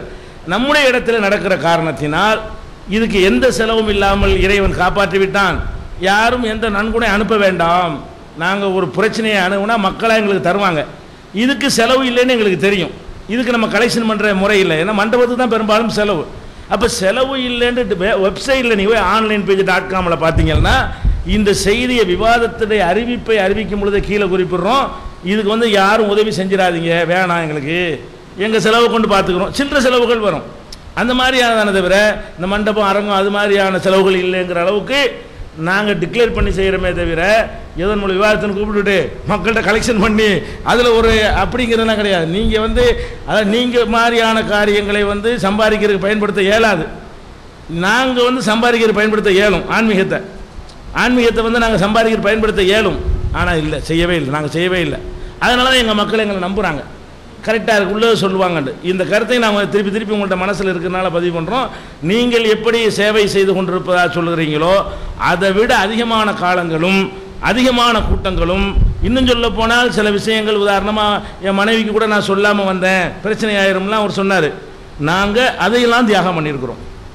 குடும்பத்துடைய எதிர்ப்பு, இந்த கருத்தை சொல்வதற்காக வேண்டி எங்கள் மக்கள்கிட்ட வெட்டு கூத்தெல்லாம் நாங்கள் வாங்கியிருக்கிறோம். பயப்பட மாட்டோம், போய்கிட்டே தான் இருப்போம். என்ன வந்தாலும் எந்த ஒரு சொந்த பந்தம் அதெல்லாம் எங்களை நிறுத்தலை, எங்களுடைய பயணத்தை நிறுத்தாது. அதனால் கொள்கை உறுதியில் இருக்கிறோங்கிற வகையில் உங்களுக்கு எதுக்குன்னா இதை ஒரு செய்தியாக நீங்கள் பதிவு பண்ணதுனால நாங்களும் பதிவு பண்ண வேண்டி இருக்கிறது. இந்த மாதிரி நாங்கள் காசை தந்துடுறோம், பணத்தை அந்த மாதிரிலாம் நீங்கள் பேச தேவையில்லை, வழங்க நல்ல வார்த்தை இல்லை. நாங்கள் தான் மன்னிப்பு கேட்டுக்கொண்டோம். உங்களுக்கு முறைப்படி என்னென்ன நாங்கள் ஒப்புக்கொண்டபடி செய்யணும் என்றால், நீங்கள் சில இங்கே வந்த பிறகு நீங்கள் என்னென்ன செலவு பண்ணியிருக்கீங்களோ அது முறைப்படி எங்கள்கிட்ட உரிமையாக கேட்கணும். அதான் சரியான முறை. ஏங்க நீங்கள் சொல்லி தானே வந்தோம், ஒரு அண்ணன் தம்பி மாதிரி கேளுங்க உரிமையோட. அவர் சொன்னது மனசில் வச்சுக்கிறாதே, உங்களை நம்பி வந்து உங்களை செலவாகி போச்சுன்னு கேளுங்க. நாங்கள் அண்ணன் தம்பி, அது தனி விஷயங்கள். அந்த மாதிரி தான் நாங்கள் மனித நேயத்து விஷயத்தில் கூடுதலாக நடந்து கொள்வோம். அதை நீங்கள் பதிவு பண்ணிக்கிறேன்னு. அடுத்து வந்து வெற்றிவேந்தன் அவர்கள் என்ன சொன்னாங்கன்னா, பேசுனது அப்படி இல்லை, பின்னாடி வந்து இந்த மாதிரி தலைப்பெல்லாம் சேர்த்து விட்டீங்கிறாங்க. இந்த தலைப்பில் கையெழுத்தை அவர் போட்டிருக்காரு, புதுசாகலாம் சேர்க்கலை. என்ன கையெழுத்து போட்டாரோ அந்த வாசகத்தில் தான் ஒப்பந்தத்தில் அவருடைய கையெழுத்தும் எம்எஸ்ஆர்எஃப்பில் வந்து சையத் இப்ராஹிமுடைய கையெழுத்தும் இருக்கிறது, இது அவருடைய கையெழுத்து இருக்கிறது. அந்த கையெழுத்து போட்டதில் என்ன இருக்குன்னா, அந்த தலைப்பு என்னட்டா புதுசாக சேர்த்துக்கிட்டாங்க, சொல்லாமல் சேர்த்துட்டாங்கலாம் கிடையாது. அழகாக தெளிவாகவே அந்த 4வது தலைப்பு எங்கே இதாக இருக்குது. அதாவது பகுத்தறிவாதிகள் என்று தங்களை சொல்பவர்கள் செய்யும் சிலை வைத்தல், சிலைக்கு மாலை அணிவித்தல், சிலையை நோக்கி பேசுவது, மரியாதை செலுத்துவது, திருமணம் குறித்த கருத்து, பொங்கல் விழா, பிறந்தநாள் கொண்டாடுதல், திராவிட ஆரிய வேறுபாடு, மொழி வேற்றுமை, கருப்பு சட்டை தனியான அடையாளம், நினைவு நாள், தனிமனித வழிபாடு, நினைவிடம் ஏற்படுத்தல், இறந்தவர்களுக்கு விழா, விதவைகள் பெண்கள் குறித்த நிலை, மதுபானம் பற்றிய நிலைப்பாடு, அனைவரும் அர்ச்சகர் ஆதல் போன்ற பகுத்தறிவு என்ற பெயரில் மூட நம்பிக்கைகள் மலிந்து கிடக்கின்றன. இந்த செயல்பாடுகள் அனைத்தும் பகுத்தறிவுக்கு முரணானவை என்பது டிஎன்டிஜி நிலை. இந்த நிலையில் நாங்கள் வாதிக்கப்புறம் எழுதியிருக்கிறோம். இதெல்லாம் சரியானதுன்னு உங்கள் நிலையில் எழுதிட்டு தான் கையெழுத்து போட்டிருக்கிறீங்க. என்னமோ பேசுனங்க மாற்றமாக புதுசாக என்னமோ சேர்த்துட்டா சொல்கிறீங்க. ஒப்பந்தத்தில் இருக்குது, புதுசாகலாம் சேர்க்கவே இல்லை. எழுதுனது தான், நீங்கள் சைன் பண்ணது தான், அதுதான் இப்போ பேசப்பட்டிருக்கு. புதுசாகலாம் என்ன செய்யலை, மாறி போய் விடவில்லை. அதனால் அது விவாதம் வரும்பொழுது அந்த தலைப்பில் உட்பட்டு எவ்வளோ காரசாரமும் பேசுகிறோம். எங்கள் நிலை என்ன தெரியுமா, எங்களை நீங்கள் கேள்வியே கேட்கக்கூடாதுங்கிற நிலையை நாங்கள் இருக்கவே மாட்டோம். நல்லா கேளுங்க, அந்த தலைப்பில் இருந்தால் என்ன செய்யுங்க, வரவேற்போம். நல்லா இப்படி கேளுங்க. இந்த பெண்கள் வரவேற்றனா இல்லையா, இந்த பலதார மனத்தை பற்றி கேட்டார், தலாக்கை பற்றி கேட்டார், கடவுளுடைய அளவற்ற அருளானை பற்றி கேட்டார், இது கேட்க வேண்டிய இடம். நல்லா கேளுங்க, இப்போ தான் விஷயத்துக்கு வந்திருக்கிறீங்கன்னு ஊக்குவிச்சோம்.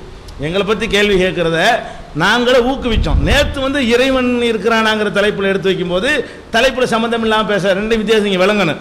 நீங்கள் என்ன செய்யணும், அதாவது உங்களுக்கு ஒரு வித்தியாசம், உங்களுக்கு மற்றவங்களுக்கும் ஒரு வித்தியாசம் இருக்கிறது. என்ன, மற்றவர்கள் வந்து உங்களை குறை சொல்லிகிட்டு இருக்கல, நீங்கள் தான் அனைவரையும் குறை சொல்கிறீங்க. அதான் உங்கள் இயக்கத்தினுடைய கொள்கை.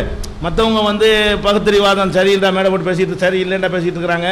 இந்துக்களோ கிறிஸ்தவர்களோ முஸ்லீம்களோ உங்களை யாரும் என்ன செய்யறதில்ல, பேசுறது இல்லை. அப்போ நீங்கள் மக்கள்கிட்ட போய் என்ன செய்கிறீங்கன்னா, நீ அது முட்டாள்தனம், இது முட்டாள்தனம், நீ சிந்தி, நீ யோசி, எவனோ சொன்னான்னு கேட்காத, அப்படி எல்லாம் சொல்கிற நீங்கள் அதிகமான கேள்விகளை சந்திக்கத்தான் உங்களை தயார்படுத்திக்கொள்ளணும். அப்போ தான் நீங்களே சிந்திக்கக்கூடியவங்களா மாறுவீங்க. சில நேரங்களில் சிந்தனையாளர்கள் கூட சில நேரங்களில் என்ன செய்வாங்கன்னு கேட்டால், நல்ல சிந்தனையாளர் இருப்பாங்க, ஒன்றுலே ஊறிட்டாங்கன்னா அந்த விஷயத்தில் மட்டும் சிந்திக்க மாட்டாங்க. அதுக்காக சிந்தனை இல்லைன்னு அர்த்தம் கிடையாது. எந்த விஷயத்தில் பழகிவிட்டால், மதவாதிகள் கூட ஏன் சிந்திக்க மாட்டேங்கிறாங்க, அவர்கள் ஒன்றில் பழகிட்டதுனால சிந்திக்கலையே தவிர புதுசாக ஒன்று சொன்னால் கரெக்டாக சிந்திப்பாங்க. அதுவே எப்படி நாளடைவில் பழகி போச்சுன்னா அதுவே ஏற்றுக்கொள்ளத்த ஆயிரும். நீங்கள் பழகிட்டதுனால உங்கள்கிட்ட நிறைய மற்றவங்கள்ட்ட கேட்குறத விட உங்கள்கிட்ட நீங்கள் என்ன சந்தோஷப்படணும், ஓ நம்ம குறையெல்லாம் சொல்கிறாங்க, இதையெல்லாம் கரெக்ட் பண்ணி கொண்டு போனால் இந்த பிரசாதத்தை நல்லா கொண்டு போகலாம். பகுத்தறிவுக்குள்ள வேலையை கேள்வி தானே கேட்குறாங்க. நம்ம அவங்கள்ட்ட போய் பகுத்தறிவு சம்மந்தமாக கேட்க முடியாது. ஆனால் அவங்க நம்மள்ட்ட பகுத்தறிவு சம்மந்தமாக இப்படி தான் நீங்கள் நினைக்கணும். நீங்கள் எங்கள்கிட்ட பகுத்தறிவு இப்படி கேட்க முடியாதுங்க, நாங்கள் பகுத்தறிவு அற்றவர்கள்னு நீங்கள் முடிவு பண்ணிட்டீங்க. நீங்கள் பகுத்தறிவு தான் உங்களுடைய லட்சியம்னு சொல்லக்கூடியவங்கள்ட்ட நாங்கள் பகுத்தறிவு இல்லாமல் இருக்கிறீங்கன்னு கேட்டால் நீங்கள் என்ன செய்யணும், ஆமாங்க நல்ல வழிக்கு மல்லி சொல்கிறீங்க, நாங்கள் இதெல்லாம் கௌரவக்குறை கிடையாது. சில விஷயங்களை வந்து பாரம்பரியமாக செய்கிறது நமக்கு விளங்காது. இந்த பொங்கல் கூட இப்போ சொல்லும் போதே சில அவங்களுக்கு மாற்றங்கள் வந்திருக்கு. ஆமாம் இது சரியில்லாமல் இருக்குதே, நமக்கு யோசனையா அப்படிலாம் வரலாம். அப்படித்தான் ஒரு மனிதன் நேர்மையாக இருக்கிறவங்க நடக்கணும்னு தான் நாங்கள் எதிர்பார்க்குறோம். அதனால இது கௌரவ பிரச்சனையே இதில் கிடையாது. விளங்குதா? இதில் என்ன பிரச்சனை, பெரியாரையும் தனியாக தூக்கி வச்சுருங்க, மற்ற எல்லாத்தையும் வச்சுருங்க. இந்த செய்தியில் என்ன உண்மைன்னு பாருங்கள். பொங்கல் கொண்டாடுறது அந்த பார்ப்பனர்களுக்காகவே இருக்கட்டும், இருந்தால் கூட மாட்டுக்கு நன்றி செலுத்தல்னு அவர் சொல்லியிருக்கக்கூடாது அப்படின்னு நீங்கள் சொல்லணும். சூரியனுக்கு நன்றிங்கிறது அது வந்து அது பகுத்தறிவு வார்த்தை இல்லை, அது தப்பு. அந்த வாதம் தப்பு. பொங்கல் பண்டிகை நாங்கள் இதுதான் கொண்டாடுறோம்னீங்கன்னா அது ஒரு ஆன்சர் ஆயிருமா இல்லையா? அப்போ அவர் செஞ்ச தப்புன்னு சொல்ல உங்களுக்கு நான் எழலைன்னு அதுக்கு என்ன அர்த்தம்னு நான் கேட்குறேன். அவர் சொன்ன அந்த காரணம் தவறு என்று சொல்வதற்கு உங்கள் நாவு எழவில்லை என்றால் அப்போ அந்த இடத்துல நீங்கள் உங்களுக்கு சிந்தனைக்கு நீங்கள் திரை போட்டிங்களா, சுதந்திரமாக விட்டுருக்கிறீங்களா? மதவாதிகள் மாதிரி தான் நீங்கள் இருக்கிறீங்க. நீங்கள் கேட்குற கேள்விக்கு உகந்தவர்களாக நீங்கள் இருக்கணும்ல. அந்த ஒரு அறிவுரையிலான இந்த ஒரு கேள்வியை கேட்குறோம். இந்த துர்நுரையும் மதுவையும் சம்மந்தப்படுத்துகிறாங்கன்னு கேட்குறாரு. அதுக்கு மேலே சம்மந்தப்படுத்தலாம்னு நான் சொல்லுவேன். ஏன் நீங்கள் வந்து புற செயல்களை விட அறிவை பாதிக்கிற விஷயம்தான் ஃபஸ்ட்டு. நீங்களே அதான் சொல்கிறீங்க, மூளை தான் முக்கியமானதுன்னு. திருநூறில் சாம்பல் மேட்டரா மட்டும் நீங்கள் பார்க்குறீங்க. சாம்பலா மேட்ரு? சாம்பல் அள்ளி பூசிக்கிறாங்கிறது மேட்ரா? அதுக்கு பின்னாடி உள்ள நம்பிக்கை மேட்ரா? அதுக்கு பின்னாடி உள்ள நம்பிக்கை மேட்ரு. அந்த நம்பிக்கைக்கு அக்செப்ட் பண்ணுவது வந்து மதுபானத்தை விட கேடுங்கிறோம் நாங்கள். அது மூட நம்பிக்கையின் சின்னம், மூட நம்பிக்கையின் அடையாளம். அப்போ மூட நம்பிக்கையின் அறிவின் மீது விழக்கூடிய ஒரு பெரிய திரை, மதுவினால் ஏற்படுற திரையை விட ஒரு பெரிய திரை. என்ன செய்யணும்? முடியாது. நான் என்ன கொள்கைன்னு உனக்கு தெரியாதாடா? இதுக்கு தானடா காலமெல்லாம் செத்துக்கிட்டு இருக்கிறேன், யார்கிட்ட கொண்டாந்து தர்றேன்னு கேட்கணுமா இல்லையா? அதான் நாங்கள் எதிர்பார்க்குறோம். அதனால மதுபானத்துக்கும் இதை நீங்கள் வேறுபடுத்துகிறோன்னு சொல்லிட்டு அது வேறு மெட்டீரியல் இது வேறு மெட்டீரியல்னு பேசக்கூடாது. அது நாங்கள் எந்த அடிப்படையில் பார்க்குறோன்னா நம்முடைய பகுத்தறிவை இது பாதிக்குதா இல்லையா? இந்த செயல் அவங்க இந்த சும்மா சாம்பல் தான் தந்தான். நீங்கள் எப்போ இந்த வார்த்தை சொல்லலாம், கொஞ்சம் சாம்பல் இருக்குது பூசிக்கிறீங்கன்னு சொல்லும்போது சாம்பல் தானே பூசிக்கேண்டா நாங்கள் அந்த கேள்வி கேட்க மாட்டோம். அவன் சொல்லித்தர்றதை என்ன, துர்நூறுனா என்ன, இதில் பயங்கரமான மேட்டர்லாம் இருக்குன்னு சொல்லி தர்றான் உங்கள்கிட்ட. அதான அதுக்கு அர்த்தமே. அந்த அர்த்தத்தையும் சேர்த்து தான் ஏற்றுக்கிறீங்க நீங்கள். அதுக்கு தான் நீங்கள் பூசுனீங்க. சும்மா ஒருத்தன் வந்து சாம்பலை பூசிக்கிறேன்னு சொன்னால் அவர் பூசியிருப்பாரா? நானே கேட்குறேன். சும்மா பெரியாட்ட வந்து இந்த சாம்பலை கொஞ்சம் மூஞ்சில் பூசிக்கிறேன்னா பூசுவாரா? அப்போ சாம்பல் மேட்ரா அது வந்து வேறு பக்தி மேட்ரா? அதனால தான் நாங்கள் என்ன செய்கிறோம், தீமைண்டா அதான் பெரிய தீமை. நீங்கள் சொன்னீங்க மதுபான தீமை, திருடுற தீமை, விபச்சார தீமை எல்லாம் தீமையை விட மூளையுடைய சிந்தனை மழுங்க செய்கிற தீமை இருக்க அதுதான் ஆபத்து. அனைத்து தீமைக்கு ஆணி வேறு. அதுக்கு நம்ம இடம் கொடுக்கக்கூடாது. அதனால நாங்கள் என்ன செய்ய மாட்டோம், பூஜை செஞ்ச பொருளை கொண்டாந்து நாங்கள் வாங்க மாட்டோம் முஸ்லீம்கள். ஏன்? அது பொரிதானே, அது கொண்டக்கடலை தானே, அதை நீ கொண்டக்கடலைன்னு சொல்லி கொடு, அதில் என்னமோ இருக்குன்னு கொடுத்தா வாங்க முடியாது, எங்களை ஹராம் அப்படின்னு நாங்கள் சொல்லுவோம். ஏன்? நாங்கள் எதை நம்புகிறோமோ அதில் நாங்கள் உறுதியானவர்களாக இருக்க வேண்டும். அதுதான் சரியான பகுத்தறிவு. அப்போ அதுக்கு தான் நாங்கள் என்ன செய்கிறோம், இப்படிலாம் நீங்கள் கேட்கலாமான்னு நல்லா யோசிச்சு பார்க்கணும். எதுக்கு நம்ம புண்படுத்துகிற விஷயமே இல்லை. இப்போ வாதத்தை நாங்கள் என்ன நினச்சோம்னா, இது நீங்கள் புதுசாக சந்திக்கிறனால உங்களுக்கு அப்படி தெரியுது. நாங்கள் எங்கள் மக்கள் மத்தியில் வாதம் பண்ணும்போது பயங்கரமாக இருக்கும், காரசாரமாக இருக்கும், அப்படி மாதிரிலாம் பேசிக்கிடுவோம். அது கடைசியில் கை கொடுத்துட்டு போயிட்டு இருப்போம். அது ஒரு விஷயம். ஆர்குமெண்ட்டுங்கிற லெவலில் அது திட்டதில்லை, வாதத்தில் மட்டும்தான் கூடுதலாக இருப்போமே தவிர மற்ற இறங்க வேண்டியது அப்படி இறங்கிடுவோம். வாதங்கள் எடுத்து வைக்கும்போது பாயிண்ட் வெயிட்டாக இருந்தால் கொஞ்சம் வலிமையாக சொல்லுவோம், பாயிண்ட் வெயிட் கம்மியாக இருந்தால் அதுக்கு தகுந்த மாதிரி சொல்லுவோம். கேள்வியுடைய தரத்தை பொறுத்து தான் அந்த வேகம் குறைவு வருமே தவிர நீங்கள பெரியார் தானே சொன்னீங்க, நீங்கள் சொல்லிட்டே நாங்கள் சொல்கிறோம். பெரியார் இப்படி சொன்னது தவறுன்ற ஒரு கருத்தை விமர்சனம் பண்ணுவது கூட உங்களுக்கு புண்படுத்துமான என்ன அர்த்தம்? அதுக்கு ஆன்சர் பண்ணுவதுக்கு கூட உங்களுக்கு வேறு மாதிரி அதை சிந்தித்து அதுக்கு என்ன அர்த்தம்? அதான் அதில் உள்ள விஷயம். அதனால் தயவுசெய்து நீங்கள் வந்து எல்லா மற்ற கூட்டங்கள் மாதிரி எங்களை நினைக்காதீங்க. பண்பாட்டில் அவ்வளோ பேருக்கு இந்த மாதிரி நீங்கள் பார்க்கவே மாட்டீங்க. நாங்கள் செஞ்ச தப்பு என்று நாங்களே ஓட்டெடுப்பு நடத்தி நாங்களே ரிசல்ட் சொல்லக்கூடிய ஒரு கூட்டத்தை நீங்கள் எங்கேயும் பார்த்துருக்க முடியாது. அந்த மாதிரியாக்க நாங்கள் எங்களுடைய செயல்பாடுகளை வைத்திருக்கிறோம். அதனால் நீங்கள் என்ன செய்யுங்கன்னா, மனிதனுங்கிறவன் தவறு செய்கிறவன் தான், எந்த அறிவாளியாக இருந்தாலும். அப்போ நீங்கள் இதை ஒரு பாடமாக எடுத்துக்கொண்டு சரிங்க லிஸ்ட்டுகளை போடுங்க, நாங்கள் நீங்கள் சொல்லுவது நாங்கள் பரிசீலிக்கவாக செய்கிறோன்னு ஒரு வார்த்தையை போட்டிங்கன்னா நீங்கள் பாட்டு பதிலே சொல்ல வேணாம், உங்கள் லிஸ்ட்டில் மொத்தமாக போடுங்க, நாங்கள் பரிசீலனை பண்ணி இதில் ஏற்கத்தக்கது இல்லாட்டு நாங்கள் டிக்ளேர் பண்ணுறோன்னு சொன்னீங்கன்னா அது எவ்வளோ சிறந்ததாக இருக்குது. உண்மையில் அவங்களுக்குள்ள ஆன்சர் இல்லாமல் தான் இருக்குது. அந்த இடத்துல நான் இருந்தாலும் அதுக்கு ஆன்சர் பண்ணி நியாயப்படுத்த முடியுமா? யாரை கொண்டு தப்பை யாராலும் நியாயப்படுத்த, சரியாக இருந்தால் தான் நியாயப்படுத்த முடியும். இந்த காரணம் அவர் சொன்னால் ஏற்றுக்கிற முடியாது, திருநூறு பூசணம் ஏற்றுக்கொள்ள முடியாது, கல்யாணத்தை பற்றி அவர் சொன்ன கான்செப்ட் ஏற்றுக்கொள்ள முடியாது. ஆமாங்க நீங்கள் சொல்கிற சரியாக தெரிகிறது. நாங்கள் பரிசீலனை பண்ணி இதில் வந்து எந்த பதிலும் இல்லை என்று சொன்னால் நாங்களே தவறு என்று டிக்ளேர் பண்ணுவோம். நாங்கள் பதிலே சொல்லுவோம், பட்டியலெல்லாம் போடுங்கன்னு சொன்னால் இன்னும் எவ்வளோ சிறப்பானதாக இருக்கு. அப்படிதானே செய்யணும். சில விஷயங்கள் வந்து நீங்கள் யோசிக்கத்தக்க டைம் எடுக்கலாம். அப்படி அந்த மாதிரி கூட நீங்கள் சொல்லாமல் இப்படி போனால் என்ன அர்த்தம்? அதனால் வந்து இந்த வருத்தப்படுறது அதுக்கெல்லாம் நீங்கள் இடம் கொடுக்க வேண்டாம். எப்போதும் உங்களை பழையபடி அதே மாதிரி வேகமாக பேசுங்க, அதே மாதிரி இது பண்ணுங்க. டைம் இருக்கா? சொல்லுங்க.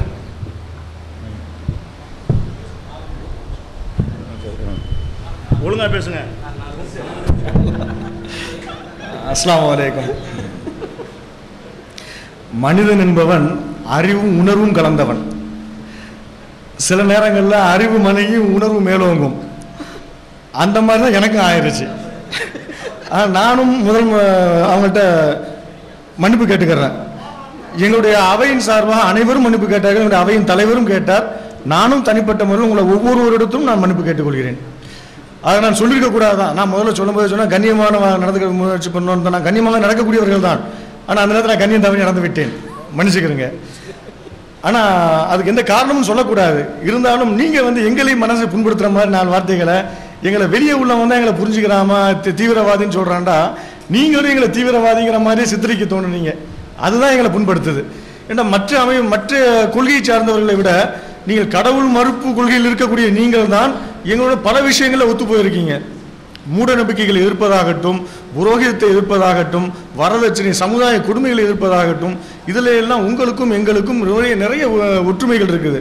இன்னும் சொல்ல போனால் ஆரம்ப காலம் முதலே உங்களுடைய மூத்த தலைவர்களுக்கும் எங்களுடைய மூத்த தலைவர்களுக்கும் மிக நெருக்கமான நட்பு இருக்குது. இந்த அளவு நட்பு தொடர்ந்து கொண்டிருக்குது.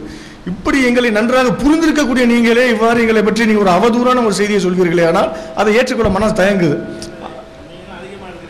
அதான் அந்த அந்த அதிகமாக இருக்கிறீங்கன்னு சொன்னாங்கல்ல, அந்த அது ஒரு அதனால அதனுடைய விளைவு தான். சரி, இப்போ விவாதத்துக்கு நம்ம காரணம் சொல்லக்கூடாது, தப்பு தான். சரி, இப்போ அவங்க பேசும்போது இன்னும் சில தகவல்கள் சொன்னாங்க. நாங்கள் வந்து சில வாதங்கள் எடுத்து வைக்கும் போது உங்களிடத்தில் உள்ள சில மூட நம்பிக்கைகளே நாங்கள் உங்களிடத்தில் சுட்டி காட்டினோம். நாங்கள் எங்களிடத்தில் உள்ள சில மூட நம்பிக்கைகளே நீங்கள் சுட்டி காட்டுகிறீர்கள். சலசல பண்ணாதீங்க, நீங்களாம் மற்றவங்க சைலண்டா இருங்க.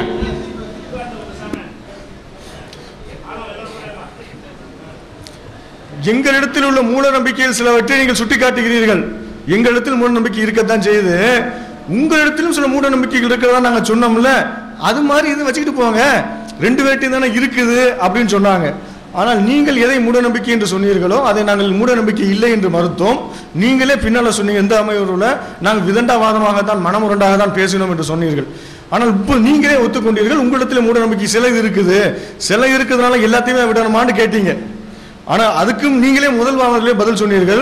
ஒரு தட்டிலே பெரிய விருந்தை வைத்து விட்டு கொஞ்சம் கூட சாணியை வச்சா, ஏன்டா சாணியை வச்சேன்னு தான் கேட்பீங்க, சாணியை பார்க்காத சாப்பாடை சாப்பிடுன்னு சொன்னா நீ ஏற்றுக்கிற மாட்டேன். அந்த உதாரணத்தையும் நீங்களே தான் சொன்னீர்கள். உங்களிடத்தில் சில பகுத்தறிவான கருத்துக்கள் சில இருக்கின்றன, அதையும் மறுக்கவில்லை நாங்கள். ஆனால் மூட நம்பிக்கை கருத்துக்கள் அதிகமாக மலிந்திருக்குன்னு தான் நாங்கள் சொல்லிக்கிட்டு இருக்கிறோம். அதை நீங்கள் கண்ணை கொட்டி கொண்டு பார்க்காம இருக்கிறது தான் தப்பு. தவறு இருக்குதுங்கிறது நம்ம மனுஷன் தவறு செய்யக்கூடியவன் தான், எல்லாத்தையும் தவறு இருக்கும். உங்களிடத்திலும் சில தவறுகள் இருக்கக்கூடிய வாய்ப்பு இருக்குதுங்கிற நீங்க உணர்ந்து நீங்கள் பார்ப்பீர்களே, ஆனால் அது போதும். எங்கள்ட்ட தவறே வராது, நாங்கள் தான் பகுத்தறிவுக்கு ஏகபோக உரிமையாளர்கள் என்ற தோரணையில் நீங்கள் நடப்பீர்களே, ஆனால் அதுதான் உங்களுடைய மூட நம்பிக்கைக்கு அடிப்படை காரணமாக அமைந்துவிடும் என்பதற்காக தான் அதை சொல்றோம். அதே மாதிரி இன்னொன்று சொன்னாங்க, மாட்டை கும்பிடுவோம். அதான் உங்கள்கிட்ட சிலர் வந்து விநாயகர் சதுர்த்தி ஆயுத பூஜை பண்றாங்க, அப்படி பண்பவர்கள் கிறுக்கன் அப்படின்னு சொன்னீங்க. அதே மாதிரிதான் நாங்களும் சொல்றோம், மாட்டை கும்பிடுபவன் கிறுக்கன் மடையன் என்று நாங்களும் சொல்கிறோம் என்று சொன்னாங்க. ரொம்ப நல்லது. அதுக்கு அடுத்தது இன்னொன்னு நீங்க சேர்த்து சொல்லணும். அதுக்கு நீங்க இன்னொன்னு சொல்லணும். பெரியார் சிலையை வைத்தவுடன் சிலையை பார்க்காதே கீழே என்ன இருக்குதுன்னு பாருங்க. கீழே என்ன இருக்குது? கடவுளை நம்புபவன் முட்டாள், அதை போதிப்பவன் அயோக்கியன்னு சொன்னீங்க. அதே அளவு போல இதுக்கு பொறுத்துங்க. மாட்டை கும்பிடுவன் அயோக்கியன்னு சொன்னீங்கல்ல, அடுத்த வரியில மாட்டை கும்பிட சொல்லி சொன்னவன் அயோக்கியன்னு சொல்லுங்க. ஒண்ணுக்கு ஒரு அளவுகோல், இன்னொரு அளவுகோல் வைக்காதீங்க. கடவுளை நம்புவன் முட்டாள், கடவுளை போதிப்பவன் அயோக்கியன்னு சொன்ன மாதிரி மாட்டை கும்பிடுபவன் முட்டாள், மாட்டை கும்பிட சொன்னவன் அயோக்கியன்னு சொல்லுங்க. அதான் நாங்க உங்கள்ட்ட கேட்டோம். நீங்க சொல்றீங்க, நீங்க என்ன சொல்றீங்க நான் கேட்க வரல. உங்களுடைய தலைவராக நீங்க ஐயா ஐயா என்று வார்த்தைக்கு வார்த்தை மரியாதையாக அழைக்கிறீர்களே, அவர் அவ்வாறு சொல்லவில்லையே, அவர் மாட்டை கும்பிடுவதை நியாயப்படுத்துகிறாரு அப்படிதான் நாங்க சொன்னோம். நீங்க என்ன சொல்லணும்? கடவுளை போதிப்பவன் எவ்வாறு அயோக்கியனோ அதே மாதிரி மாட்டை கும்பிட சொல்லி போதிப்பவன் அயோக்கியன்னு சொல்லிட்டீங்கன்னா பிரச்சனை முடிச்சு போச்சு. அதே அளவுகோல், நீங்க ஒண்ணுக்கு ஒரு அளவுகோல், இன்னொன்னுக்கு ஒரு அளவுகோல். கடவுளை நம்புபவன் செய்தால் அது தவறு, கடவுளை மறுப்பவன் எது செய்தாலும் நியாயம் என்று பேசுவது அறிவுக்கு புறமானது, பகுத்தறிவுக்கு ஏற்பில்லாததான் நாங்க சொல்லிட்டு இருக்கிறோம். அடுத்து இந்த ஒவ்வா திருமணம், அதாவது பெரியாரே சொல்றார், மணமக்கள் பொருந்திய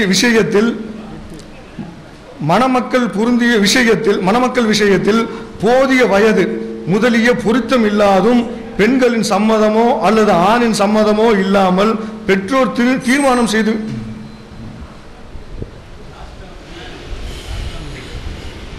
சகோதரர்களே வணக்கம். ஒரு சகோதரருக்குள்ளே ஏற்பட்ட ஒரு மனக்கசப்பு அது எப்போதும் போல குடும்பத்தில் ஏற்படுது போல அதுவும் சரியாகிடுச்சு. அது ஒன்றும் பெரிய விஷயம் இல்லை. அப்புறம் இந்த கையெழுத்து போட்ட விஷயத்தை பற்றி பேசணும்னா அது அப்படியே நாங்கள் அந்த வழியிலேயே, அதாவது பெரியார் நடந்து வந்த பாதை வேறு, அப்போது இருந்த பாதை, அதாவது மிக காட்டுமிராண்டி தனமாக இருந்த நிலை வேறு. இப்போது நான் நடந்த, அதாவது இப்போது ஐயாவுக்கு கூட அந்த வழி மாறி இருக்கும், இப்போ எனக்கு ரொம்ப மாறிடுச்சு. அதனால அவ்வளவு விஷயத்தையுமே ஏற்றுக்கிட்டு வரணுங்கிறது நிலைப்பாடு இல்லைன்னு சொல்லி ஒப்பந்தம் போடும்போது அந்த விஷயத்தில் நான் எனக்கு முழு உடன்பாடு இல்லை. இதில் நாங்கள் அப்படியே ஏற்றுக்கொண்டு அப்படியே கொடி பிடித்து போக கொண்ட ஆள் இல்லை. அப்படிப்பட்ட அதனால தான் நான் மிகப்பெரிய ஆட்களையும் கூப்பிட்டு அவர் வராத போது கூட அப்போது எந்த துணையும் செய்யவில்லை. அதற்கப்புறம் அதுக்கு பெரியார் திராவிட கழகத்திலிருந்து நிறைய உதவி செய்திருக்கிறார்கள். இது பதிவு செய்யப்பட வேண்டிய விஷயம். எல்லா விதத்திலையும் இப்படி வாதம் செய்ய வேண்டும் என்று சொல்லியிருக்கிறார்கள். அதில் முரண்பாடு இருக்கிறது. யாருமே அதில் முழுசாக அவர் ஏற்றுக்கணும். அடிப்படையை புரிஞ்சுக்கணும். நீங்கள் அதில் அப்படியே கண்ணை மூடிட்டு ஏற்றுக்கணும்னு எந்த விஷயத்துலையும் சொல்ல. உங்களுக்கு உங்களுடைய அறிவுக்கு உங்களுக்கு எதை ஒத்துக்கணும்னு தோணுதோ அதை ஏற்றுங்க அப்படின்னு தான் சொல்கிறாங்க. எனக்கு தெரிஞ்ச விஷயத்தையும் நான் சொல்ல வந்திருக்கேன். அதில் உங்கள் ஏற்றுக்கிற விஷயத்தில் ஏற்றுங்க. சகோதரன் ஒரு தம்பி சொல்லும் போது நீங்கள் அண்ணன்கள்லாம் அவங்க யோசிச்சு பார்த்து உங்களுக்கு என்னவோ தம்பி சொல்லலாம் அவனுக்கு தெரியாத விஷயத்த சொல்லிட்டு போனான்னு விட்டுட்டு போயிடலாம். அதே மாதிரி இவங்க எல்லாத்தையும் சொல்கிறேன்னா அவங்க உடனே அதுக்கு ஒரு மறுப்பு தெரிவித்து அவங்கள உடனே இன்னொரு குறை சொல்லி நிப்பாட்டணும் இல்லை. அவங்க சொல்லியிருக்க விஷயம் சரியில்லைனா விட்டுடுங்க. நீங்கள் ஏன்னா இஸ்லாத்தை நீங்கள் சரியில்லை விஷயம்னா விட்டுற போகிறதில்ல. அதை நீங்கள் வலியுறுத்தி கடைப்பிடிக்கணும்னு உங்கள் வாழ்க்கை நிறையா இருக்குது. ஆனால் அதில் பெரியார் கொள்கை அப்படி இல்லை. ஒரு விஷயம் தவறுன்னா அதை தாண்டி நல்ல விஷயத்துக்கு போயிடணும், அதை விட்டுடணும். அதுதான் எங்களோட பெரியார் கொள்கை. நாங்கள் அது திரும்பி இது தப்பு அப்படின்னு சொல்லி பறைச்சாற்றி அது சட்டமாக்கப்படலை. இஸ்லாமிய அரிய சட்டம் மாதிரியோ இல்லை மற்ற திருமண சட்டம் மாதிரியோ இல்லை வேற எந்த நடைமுறை சட்டம் மாதிரியோ சட்டமாக்கலாம் படலை. அதை முதல்ல தெளிவாக்கிக்கணும். அதோடு இல்லாமல் அதில் எழுதியிருக்க விஷயம் கூட தெரியாத அளவுக்கு அதில் ஈடுபாடு இல்லாத அளவுக்கு தான் அந்த ஒப்பந்தம் போட்டோம். அதனால தான் அவங்க சொல்லியிருக்க விஷயத்தில் நான் கையெழுத்து போட்டிருந்தாலும் கூட அதில் எனக்கு ஈடுபாடு இல்லை. ஏன்னா அந்த வழியே நடந்து வந்துடல. எனக்கு வேற வழி இருந்துச்சு. நான் இப்போ வந்த வழி இது மிக தெளிவான வழியாக இருக்கலாம். அப்போது கரடு முரடான பாதையில் ஐயா நடந்து வந்திருக்காங்க. அதனால் அப்போ சொல்லியிருக்க விஷயங்களாக இருக்கலாம். மேற்கொண்டு ஐயா சொல்லுங்கள்.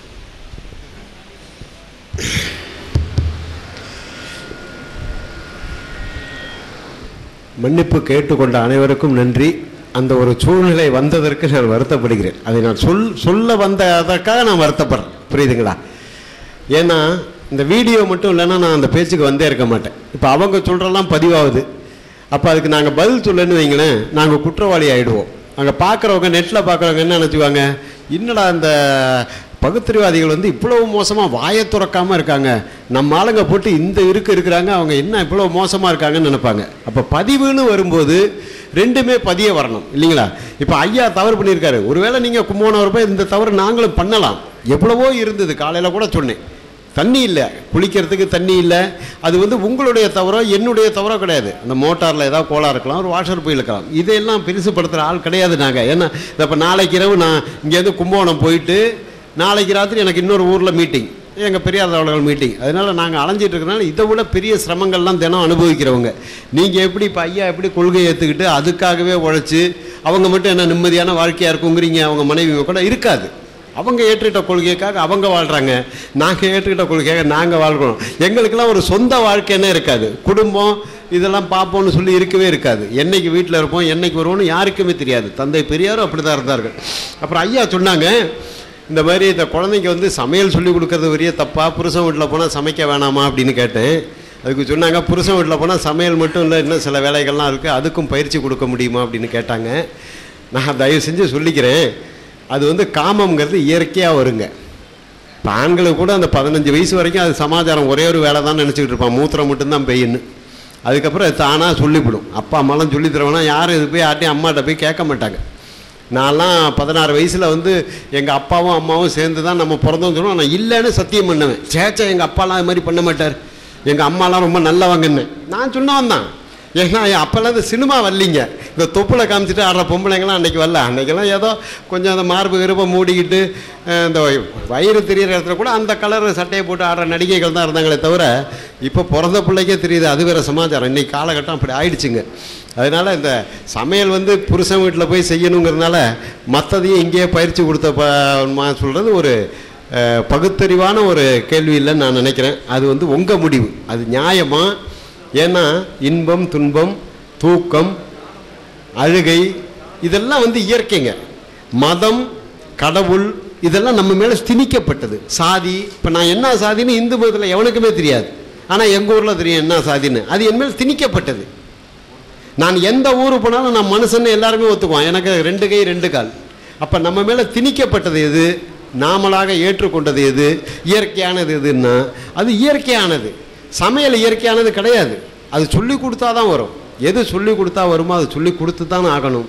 இயற்கையாக வரதை போய் நம்ம பெருசு பண்ணிக்கிட்டு அதையும் நம்ம இங்கேயே பயிற்சி கொடுத்து அனுப்பணுமாங்கிறது அது மாதிரி கொடுத்தா எந்த மாப்பிள்ளையும் கட்டிக்க மாட்டாங்க இல்லைங்களா? ஏற்கனவே உனக்கு என்னென்ன ட்ரைனிங் கொடுத்துருக்காங்க, எனக்கு எல்லா ட்ரைனிங்கும் எங்கள் வீட்டில் கொடுத்துருக்காங்க, எங்கள் அண்ணன் தான் கொடுத்தாருன்னு சொன்னால் அது ஒரு நாகரிகமாக இருக்காது இல்லைங்களா? அப்புறம் ஐயா சொன்னார், திருவிழாக்கள் வந்து மாட்டுக்கு ஒரு பொங்கல், மனுஷனுக்கு ஒரு பொங்கல் அப்படின்னு வரிசையாக இப்படியே ஒவ்வொரு திருவிழாவை போனால் வருஷம் 365 நாளும் வெறும் திருவிழாவே இருக்குன்னாங்க. எங்களுடைய நோக்கம் அது கிடையாதுங்க. நான் திரும்ப திரும்ப தயவு செய்து உங்கள்கிட்ட சொல்லிக்கிறேன், ஐயா ஒன்று ஆதரிச்சாருன்னு சொன்னால் இந்த மனித சமுதாயத்தை எப்படியாவது திருத்தி ஆகணும். எப்படி திருத்துறதுன்னா அவன் வழியில் போய் தான் திருத்தி ஆகணும். இப்போ நீங்கள் எப்படி எங்களை மெதுவாக ஊசி ஏற்றுறீங்க? எப்படியாவது ராஜன் வந்து குரானை படிக்க மாட்டானா, இஸ்லாத்தில் இருக்குன்னு சொல்ல மாட்டான்னு நீங்கள் உங்கள் வேலையெல்லாம் காமிக்கிறீங்களே, அதுதாங்க ஐயாவுடைய நோக்கமும். போய் நெத்தி முட்டா சாமி இல்லைன்னா பியால் அடித்தான். மதுரையில் சொல்கிறார், கடவுள் இல்லைன்னு சொல்கிறாரு. மலத்தை தாமரை இலையில் கட்டிட்டு போய் அடிக்கிறாங்க. ஒரு கோடீஸ்வரங்க, பிறவி கோடீஸ்வரன். ஏன் அவர் மலத்தால் அடி வாங்கணும்? தண்ணி கொண்டு வராங்க, கழுக மாட்டேன்ட்டார். அதுக்கப்புறம் 2.5 மணி நேரம் கடவுளை திட்டுறாரு. அவன் இவரை மலத்தால் அடித்ததே கடவுளை திட்டினதுக்காக. கழுகாமல் நம்ம மூஞ்சியில் கொஞ்சம் மலம் பட்டால் நம்மளால் எப்படிங்க பேச முடியும்? 2.5 மணி நேரம் அந்த கிழவன் பேசிட்டு இரவு போய் அந்த மலத்தை எடுக்கும்போது தாடியில் பிடிச்சிட்டு ஒட்டிக்கிட்டு இருக்கு. அப்போ தண்ணியை ஊற வச்சு பிச்சை எடுக்கிறாரு. அந்த இடமே நாத்தம்.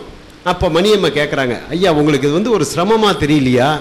இந்த அறிவு கட்ட மக்களுக்காக நீங்கள் ஏன் வந்து இந்த மாதிரிலாம் அவஸ்தைப்படணும் அப்படின்னா? அப்போ ஐயா சொன்னார், அவன் மலத்தால் அடித்தான்னு சொல்லி நான் கவலைப்படவே இல்லை. மலம்னு தெரிஞ்சும் அதை கையில் எடுத்துகிட்டு வந்திருக்காங்க பாரு, அதை நினச்சி வேதனைப்பட்டினார். அந்த நிலைமையில இவன் இருக்கான்.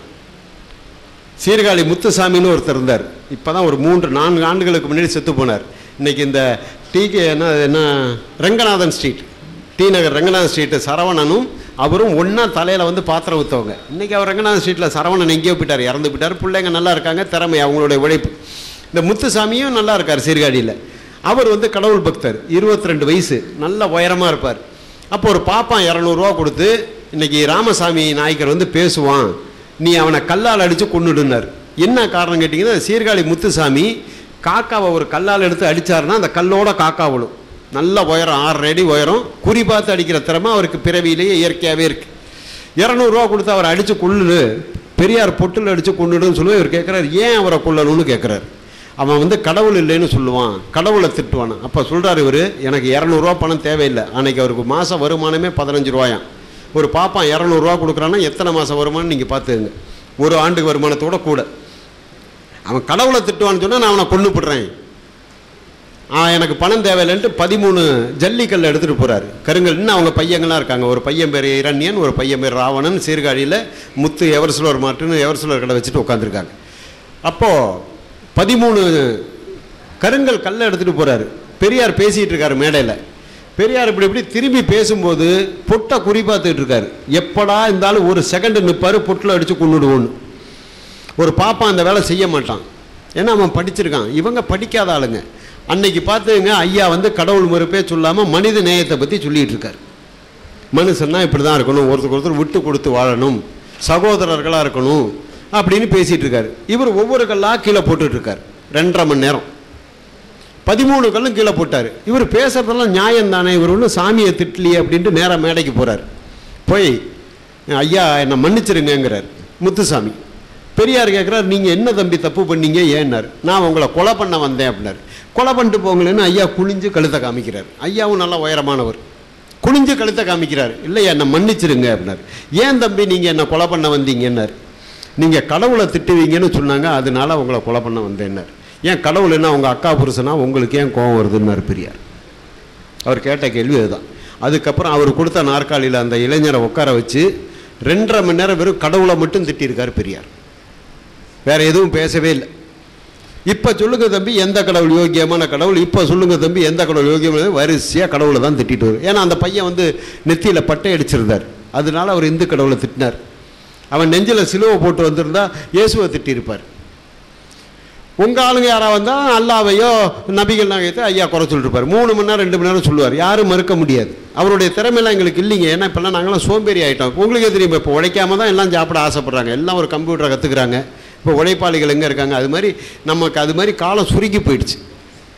அந்த முத்துசாமிங்கிறவர் அன்னைக்கு கருப்பு சட்டை போட்டவர், இப்போ ஒரு 82 வயசு, மேடையில் பேசிகிட்டு இருக்கோம், மயக்கம் அடித்து விழுந்தார். வீட்டுக்கு கொண்டு போனாங்க, செத்து போயிட்டார். 4 வருஷம் ஐயாவுடைய பேச்சு. பூந்தோட்டம்னு ஒரு ஊர் மயிலாடுதுறை பக்கத்தில், அங்கே போய் பெரியார் பேசுகிறார். காட்டு மிராண்டிகள் காலத்தில் கடவுள் மறுப்புன்னு சொன்னால் இன்னமும் உதைக்கிற ஊர்லாம் இருக்குது. நான்லாம் உதவாயினவன் தான், கல்லால் உதவாயினவன் தான். என் காரில் வந்து தருமபுரியில் RSS வந்து பெட்ரோல் ஊற்றி கொளுத்தவே போயிட்டாங்க. நல்ல வேளை காவல்துறை பார்த்துட்டு அவங்களெல்லாம் விரட்டி அடித்து அப்புறம் மேடைக்கு பக்கத்தில் கார், அது மாதிரி இன்னமும் துரோகிகள் இருக்காங்க. அது வேறு சமாச்சாரம். RSSல இருக்கிறது முழுக்க சூத்திர பசங்க தான், ஒரு பாப்பா கூட கிடையாது. இந்த அடிதடிக்கு வரவன்லாம் சூத்திர பசங்க தான், பாப்பா அதுக்கெல்லாம் வரமாட்டான். அப்போது அந்த என்ன சொல்லுவாங்க, பெரியார் என்னமோ சொல்ல வந்தேன் நான் அந்த விஷயத்தை விட்டுட்டு. பூந்தோட்டங்கிற ஊரில் ஐயா பேசுகிறாரு. 2.5 மணி நேரம் பேசுகிறாரு. அப்போ அந்த மக்கள் வந்து கடவுளில் முழு வீசமும் நம்பிக்கையில் இருந்தவங்க தான். கடவுள் மறுப்பாளர்னு யாருமே கிடையாது.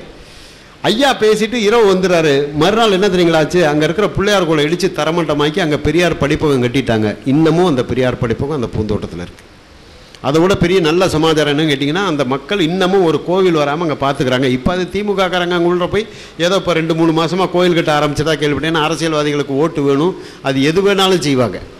அவருடைய ஒரே ஒரு நாள் பேச்சு ஒரு கிராமத்து மக்களையே திருத்தி அங்கே இருக்கிற கோவிலை இடித்து அங்கே ஒரு படிப்பகம் கட்டுற அளவுக்கு மாற்றிருக்குன்னா அவர் எவ்வளோ விவரமாக பேசியிருக்கணும். ஒரு 4ஆம் கிளாஸ் படித்தவர், நல்லா சிந்தனை பண்ணி பாருங்க.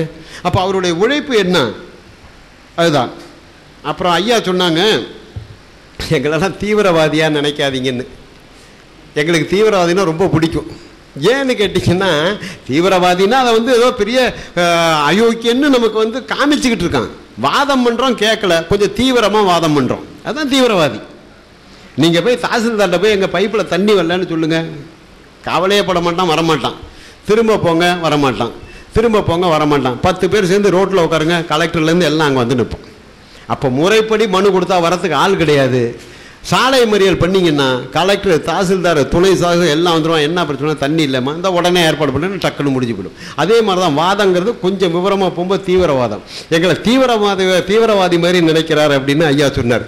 எங்களுக்கு தீவிரவாதங்கிறது ரொம்ப பிடிக்கும். ஏன்னா நாங்களாம் தீவிரவாதிகள் தான் இல்லையா, தீவிரமாக தானே வாதம் பண்ணிகிட்டு இருக்கோம். அது இருக்குதோ இல்லையா, அது வேறு சமாச்சாரம். வாதம் பண்ணுறது தீவிரமாக பண்ணும்போது அது ஒரு தவறான இது ஆகாது. அதனால தயவுசெய்து சொல்கிறேன், உங்கள் இப்போ வந்து அந்த இதுக்கு அந்த அறை சாப்பாட்டுக்காக பேசி அவங்க கேள்வி கேட்கல. என்ன கேள்வி கேட்கணும்னு நினச்சாங்கன்னா என்ன கேள்வி,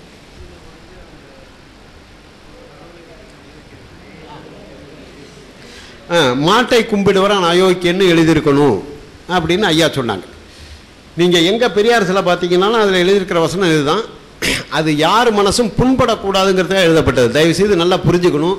எதையுமே ஆழமாக போனால் தான் முத்தெடுக்க முடியும். மேலே வந்து சிப்பி தான் இருக்கும். ஏன்னா எங்கே ஒரு மத பண்டிகை இருந்தாலும் கடவுள் வாழ்த்துன்னு பாடுவான். இப்போ தான் அந்த ஈராறும் கடல் விடுத்தன்னு சொல்லி பண்ணால் அதில் கூட ஆரியங்கள்லாம் ஒழியணும்னு வரும். கடைசி அதை எடுத்துகிட்டு போடுறான். முந்தியெல்லாம் என்ன கேட்டிங்கன்னா, தாயே யசோதா உந்தன் ஆயர் குலத்துதித்த மாயன் கோபாலகிருஷ்ணன் செய்யும் ஜாலத்தை கேளடி தாயின்னு இந்த பஜனை பாட்டு தான் பாடுவான்.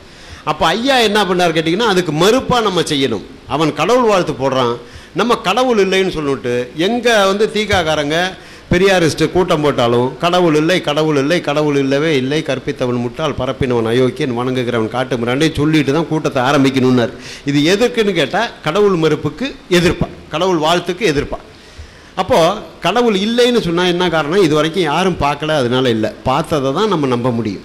இல்லவே இல்லைன்னா கண்டிப்பாக பார்க்கல, இல்லவே இல்லை. கடவுளை கற்பித்தவன் முட்டாள். ஏன்னு கேட்டிங்கன்னா 6 தலைங்கிறான், யானை தலைங்கிறான், குரங்கு தலைங்கிறான், துளசியை சாமிங்கிறான், பூமியை தொட்டு கும்பிட்றாங்க. ஏண்டானா பூமாதேவிங்கிறான், செருப்பு அது மேலே தான் போட்டு தேய்ச்சிக்கிட்டு போகிறான். அதோட விட்றானா சளி பிடிச்சிக்கிச்சுன்னா கரன்னு அது மேலே தான் சிந்துறான். வாந்தி எடுத்தாலும் பூமாதேவி மேலே தான் வாந்தி எடுக்கிறான். 1க்கு போனாலும் பூமாதேவி மேலே தான், 2க்கு போனாலும் பூமாதேவி மேலே தான். ஐயா தான் சொன்னார், ஏப்பா எல்லாத்தையும் சாமிங்கிறியே, இது என்ன கடவுள் சங்கதியா பைத்தியகார சங்கதியான்னு கேட்டார். நீ கடவுள்னா என்னான்னு சொல்லுன்னார். சாவறதுக்கு 4 நாள் முன்னாடி டி நகர் மீட்டிங்கில் சொல்கிறார், கடவுள்னா என்ன சொல்லு. கண்டதையெல்லாம் சாமின்னா பாம்பு சாமிங்கிற, பள்ளி சாமிங்கிற, இது என்ன பைத்தியகார சங்கதியா? இதுக்காக நீ ஏன் இவ்வளோ நேரத்தையும் பணத்தையும் வீண் பண்ணுறேன்னு கேட்டார். அதுக்கப்புறம் சொன்னார், கடவுளை கற்பித்தவன் முட்டாள்னார். ஏன்னா அந்த அறிவுபூர்வமான கடவுள் எதுலேயுமே கிடையாது. கன்னி மேரிக்கு இயேசுநாதர் பிறந்தான். இப்போ என் பொண்ணு கல்யாணம் ஒரு பேர பிள்ளையோட வந்தால் நான் ஒத்துக்குவேனா? நல்லா சிந்தனை பண்ணி பாருங்கள். அது அப்புறமா சொல்கிறேன். அப்போ கடவுளை கற்பித்தவன் முட்டாள், பரப்பினவன் அயோக்கியன். இது எவன் விளம்பரப்படுத்துகிறானோ அவன் அயோக்கியன். ஏன்னா அது ஒரு பிஸ்னஸ்.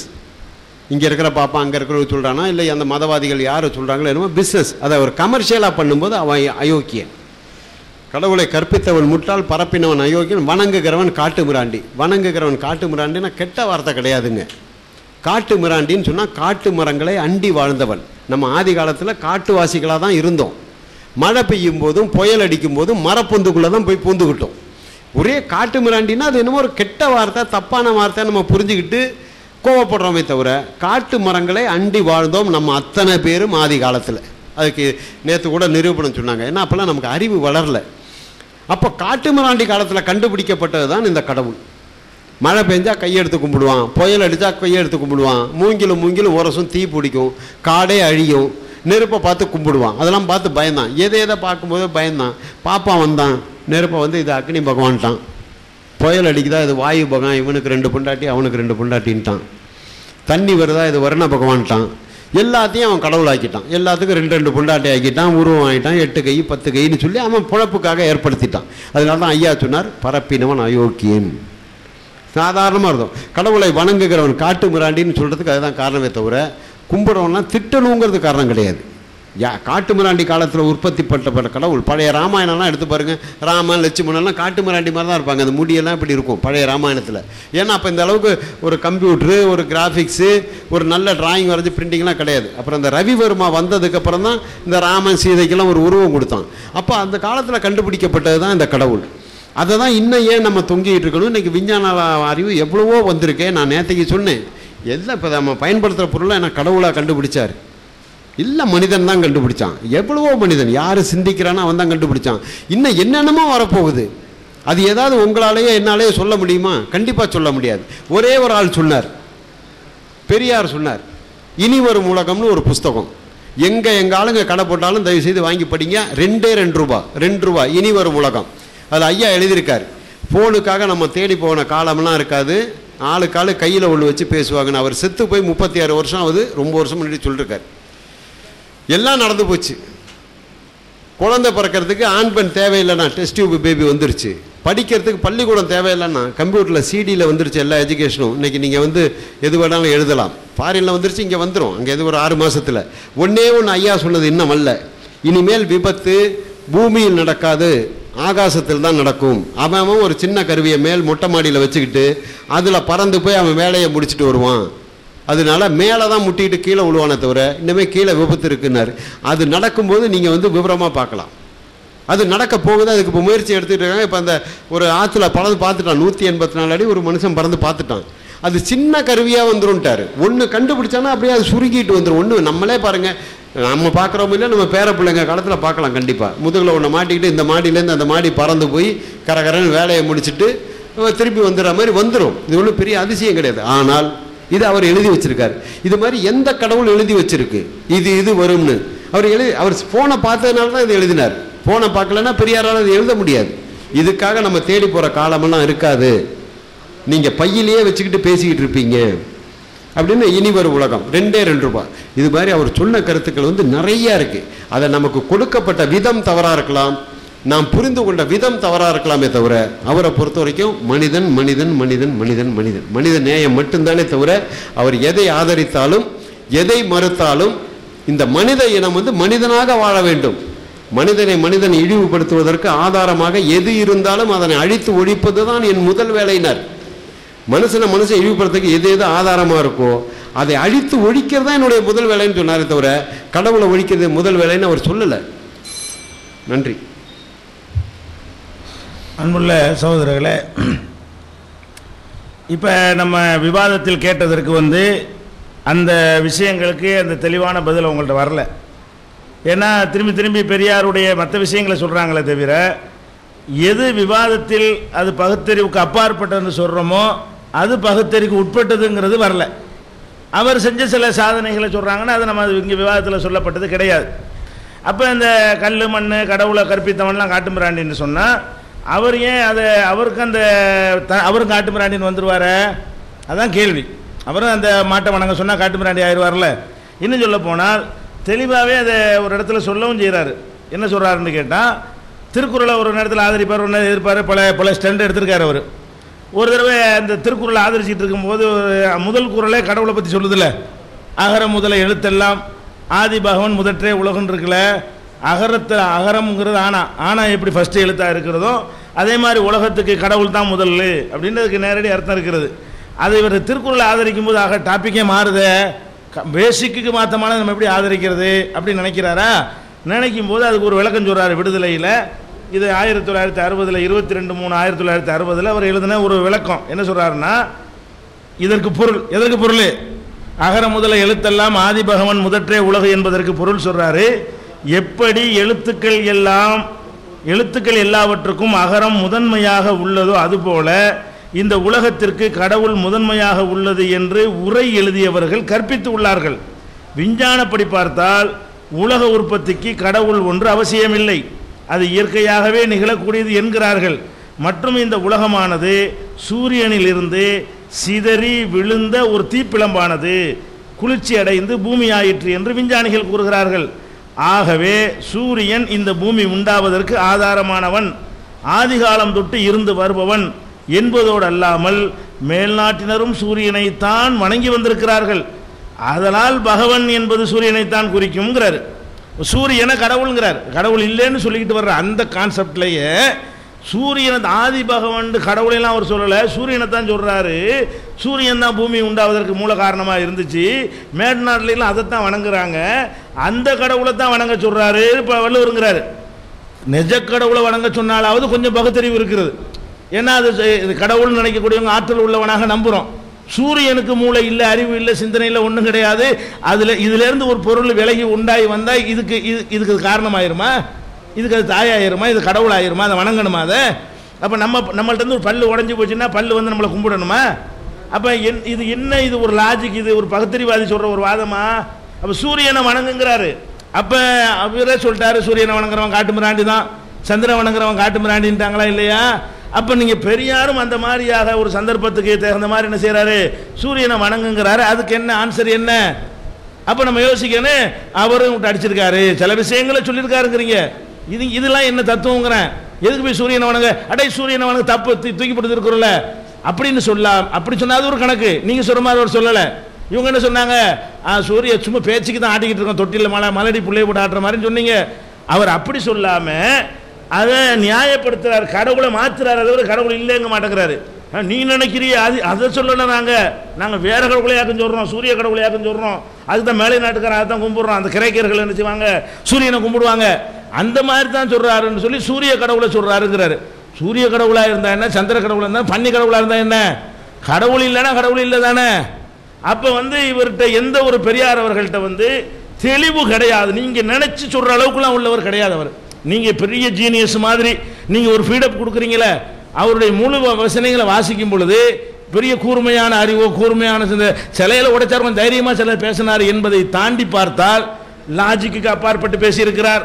அவருக்கு அவரே முரண்பட்டு பேசியிருக்கிறார், தத்துவங்கள் எல்லாம் தப்பு தப்பாக சொல்லியிருக்கிறார், மனித குலத்தில் கடைபிடிக்க முடியாத கல்யாணம் வேணாங்கிற மாதிரியான தத்துவங்களை எல்லாம் சொல்லியிருக்கிறாருங்க. பார்க்கும் பொழுது நீங்கள் இப்போ சொன்னீங்க பாருங்க, அதுக்கு உரியவராக அவர் இல்லை. அவர் சொன்ன அந்த சில விஷயங்களை போல்ட்டா சொன்னாருங்கிறீங்க. போல்ட்டா சொன்னார், அது கூட போல்ட்டா சொல்லல, திருநூறை பூசிக்கிற அளவுக்கு தான் அவருடைய போல்ட் இருந்துச்சே தவிர அப்படி கூட ஒரு போல்ட்டாக சொன்ன மாதிரியும் தெரியல. சந்தர்ப்பம் பார்த்து நினைஞ்சிருக்காரு, சில நேரத்தில் சொல்லியிருக்காரு, சில நேரத்தில் அட்ஜஸ்ட் பண்ணி போயிருக்கிறார். இவ்வளவுதான் அதில் தெரிந்து கொள்வதாக நாங்கள் அறிகிறோம் அதிலிருந்து. அதே மாதிரி என்ன பண்ணுறாரு, பெரியார் உருவப்படங்களை அவரே திறந்து வைக்கிறாரு, அவரே உருவப்படங்களை அவருக்கு செலவைக்கிறாங்க, அதையும் அக்செப்ட் பண்ணுறாரு. உருவப்படம் சிலைங்கிறதெல்லாம் பகுத்தறிவா? அது ஒரு சாதாரண கல். பெரியார் சிலையையும் எருமமாட்டு சிலையையும் டெஸ்ட் பண்ணால் ஒரே ரிசல்ட் தான் வரும். இந்த எருமமாட்டு சிலை எருமமாடு கிடையாது, பெரியார் சிலை பெரியார் கிடையாது. அது எந்த மெட்டீரியலில் செய்யப்பட்டுச்சோ அந்த மெட்டீரியல் தான் அது பெரியார் கிடையாது. இவ்வளவு தெளிவாக தெரியும் பொழுது உருவப்படத்தை திறந்து மரியாதை செலுத்துகிறாரு. அதுக்கு ஒரு பயங்கரமான தத்துவத்தையும் சொல்றார். நாங்கள் ஏன் உருவப்படத்தை திறக்குகிறோம் என்றால் சொல்லி அந்த மாதிரி பயங்கரமான தத்துவத்தை சொல்றாரு. ஒரு பகுத்தறிவாதி என்ன பண்ணனே, அட உருவப்படங்கிறது எப்படி அது மனுஷன் ஆகுவான், சிலை எப்படி ஒரு மனுஷன் ஆகுவான், சிலை வழிபாடு இங்கே இருந்தானே உண்டாகவே செஞ்சிச்சு. ஒரு மனுஷனை முதல்ல படமாக்குவான், அப்புறம் பத்தியை கொளுத்துவான், அப்புறம் உருவமாக செய்வான், அப்புறம் கும்பிட ஆரம்பிச்சிருவான். இப்படித்தானுங்க பல தெய்வ வணக்கமே உண்டானது. பல தெய்வ வணக்கம் உண்டானதுன்னு சொல்லக்கூடிய இடத்துல பெரியார் எதுக்கு உருவப்படத்தை திறந்தாரு? திருவள்ளுவர் உருவப்படத்தை திறந்து வச்சாரு, அவர் தனக்கு செலவைத்து கொண்டாரு. திருவள்ளுவர் உருவப்படத்தை போய் திறந்து வச்சுக்கிட்டு அதுக்கு பயங்கரமான தத்துவத்தை எல்லாம் சொன்னாரு. அதே நேரத்தில் வேடிக்கை என்ன தெரியுமா, அந்த சில முன்னா அந்த ஜெயின மதத்தினுடைய சாமியார்களுக்கெல்லாம் மொட்டையடிச்சு அது ஒரு வேற மாதிரி கலர் கொடுத்துட்டாங்க, பொய், அந்த உருவமே பொய்ன்னு ஒரு தடவை சொன்னார். திருவள்ளுவர் உருவம் நெசமா? நான் கேட்குறேன். பொதுவாகவே உருவம் கூடாதுங்க. திருவள்ளுவர்னு ஒரு படம் போட்டிருக்கான, அது திருவள்ளுவரா? திருவள்ளுவர் காலத்திலேருந்து அதுக்கு வரலாறு தொடர்ச்சி இருக்குதா? எப்போ வருது? 100 வருஷத்துக்கு முன்னாடி ஒரு போட்டி வச்சு திருவள்ளுவர் எப்படி இருந்தால் நல்லா இருக்கும்னு கேட்டு அவன் வரைஞ்சி பார்த்ததை வச்சு தேர்ந்தெடுத்துக்கிட்டாங்க. அந்த படத்துக்கு திருவள்ளுவர் சம்பந்தம் நெசமாக இருந்தாலும் பரவாயில்லை, பெரியார் இப்படி தான் இருப்பான்னு காட்டுறீங்க, அது உண்மை. திருவள்ளுவர் பல மாதிரி மீசை வச்ச திருவள்ளுவர் இருந்தார், தாடி இல்லாத திருவள்ளுவர் இருந்தார், குடிமை வைக்காத கிராப் போட்டின திருவள்ளுவர்லாம் இருந்தார். அதெல்லாம் ஒரு எக்ஸ்ட்ரா பவர் அதை கொடுக்க முடியாது, ஒரு மரியாதை கொடுக்க முடியாதுன்னு எந்த மாதிரி கொடுத்தா மரியாதை செலுத்துவான்னு ஐடியா பண்ணி ஒரு பெரிய கொண்டை, ஒரு பெரிய தாடி, இது வரைஞ்சதா பெரியார் திருவள்ளுவருடைய உருவமா? அப்போ எவனோ ஒருத்தன் அவன் கற்பனையில் நினைத்து திருவள்ளுவருங்கிறான், அதை அவர் கண்டிச்சு ஏன்டா கிறுக்கு பயில்வளை விட திருவள்ளுவர் நீ பார்த்தியாடான்னு கேட்கணுமா இல்லையா? பகுத்தறிவு என்ன கேட்கணும்? திருவள்ளுவர் இப்படியாரா இருந்தாரு, 2000 வருஷம் முந்தைய எவன்டா திருவள்ளுவர் வரைஞ்சது, நீ அதை வரைஞ்சிக்கிட்ட. ஃபர்ஸ்ட் அவர் திருவள்ளுவர் இல்லைன்னு அவர் கேட்டாரா? சரி இருந்துட்டு போறாரு அவர் திருவள்ளுவர், அந்த படத்தை போய் போய் துறைக்கணும், அதுக்கு என்ன போட்டுக்கிற, அதுக்கு என்ன முக்கியத்துவம் கொடுக்கணும்? அது ஒரு படம் தானே. அவன் சிலையை செய்ய அதுக்கு என்ன முக்கியத்துவம் கொடுக்குறான்னு அதை நீங்களும் கொடுக்குறீங்க. அதே மாதிரி என்ன செய்றீங்க, சிலையை செய்கிறீங்க, சிலைக்கு மாலையை கொண்டு போய் போடுறீங்க, அதுக்கு மலரஞ்சலி செலுத்துறீங்க, அது நினைவு நாள் அன்னைக்கு பயங்கரமான ராட்சச மாலையெல்லாம் போடுறீங்க. அந்த கல்லுக்கு மாலை போட்டால் விளங்குமா? அது கல். பெரியாருக்கு போய் போட்டாலும் விளங்குவாரு, அவர் போய் சேர்ந்துட்டாரு, மண்ணோட மண்ணா மக்கி போயிட்டாரு, ஒன்றும் கிடையாது. அதான் பகுத்தறிவு. அப்போ அவருக்கு ஒரு சிலையை போட்டு மரியாதை செலுத்துறீங்களா, அந்த சிலை விளங்குமா? அப்போ பகுத்தறிவு படி நீங்கள் பதில் சொல்லணும். என்ன சொல்லுங்க? ஒரு கருத்தை பிரச்சாரம் செய்வதற்கு உதவுகிறது, அது மாதிரி தான் கடவுள் கருத்தை பிரச்சாரம் செய்யறதுக்கு அவன் உதவுறதுன்னு அவன் சிலை வைக்கிறான். உணர்ச்சி படி பதில் எங்களுக்கு வேண்டியதில்லை. எங்களுக்கு வேண்டிய பதில் என்னன்னு கேட்டால் இதில் உள்ள பகுத்தறிவு என்ன? ஒரு மனுஷனை அவனை மாதிரி ஒரு கல்லா செஞ்சால் அது அவனாக ஆவானா? அந்த கல்லுக்கு மரியாதை செய்தால் அது அவருக்கு செய்த மரியாதை ஆகுமா? அந்த கல் விளங்குமா? கடவுள் சிலைங்கிற கல் எப்படி விளங்காதோ அது மாதிரி இது விளங்கக்கூடியதா, விளங்காம இருக்குமா? அப்ப இப்படி ஒருத்தர் சொல்லியிருக்காரு, என்னடா உளறி கூட்டியிருக்காருன்னு நினைப்பீங்களா இல்லையா? நினைவிடம்னு சொல்றீங்க, ஒரு ஆளுடைய நினைவு, பெரியாருடைய நினைவிடம்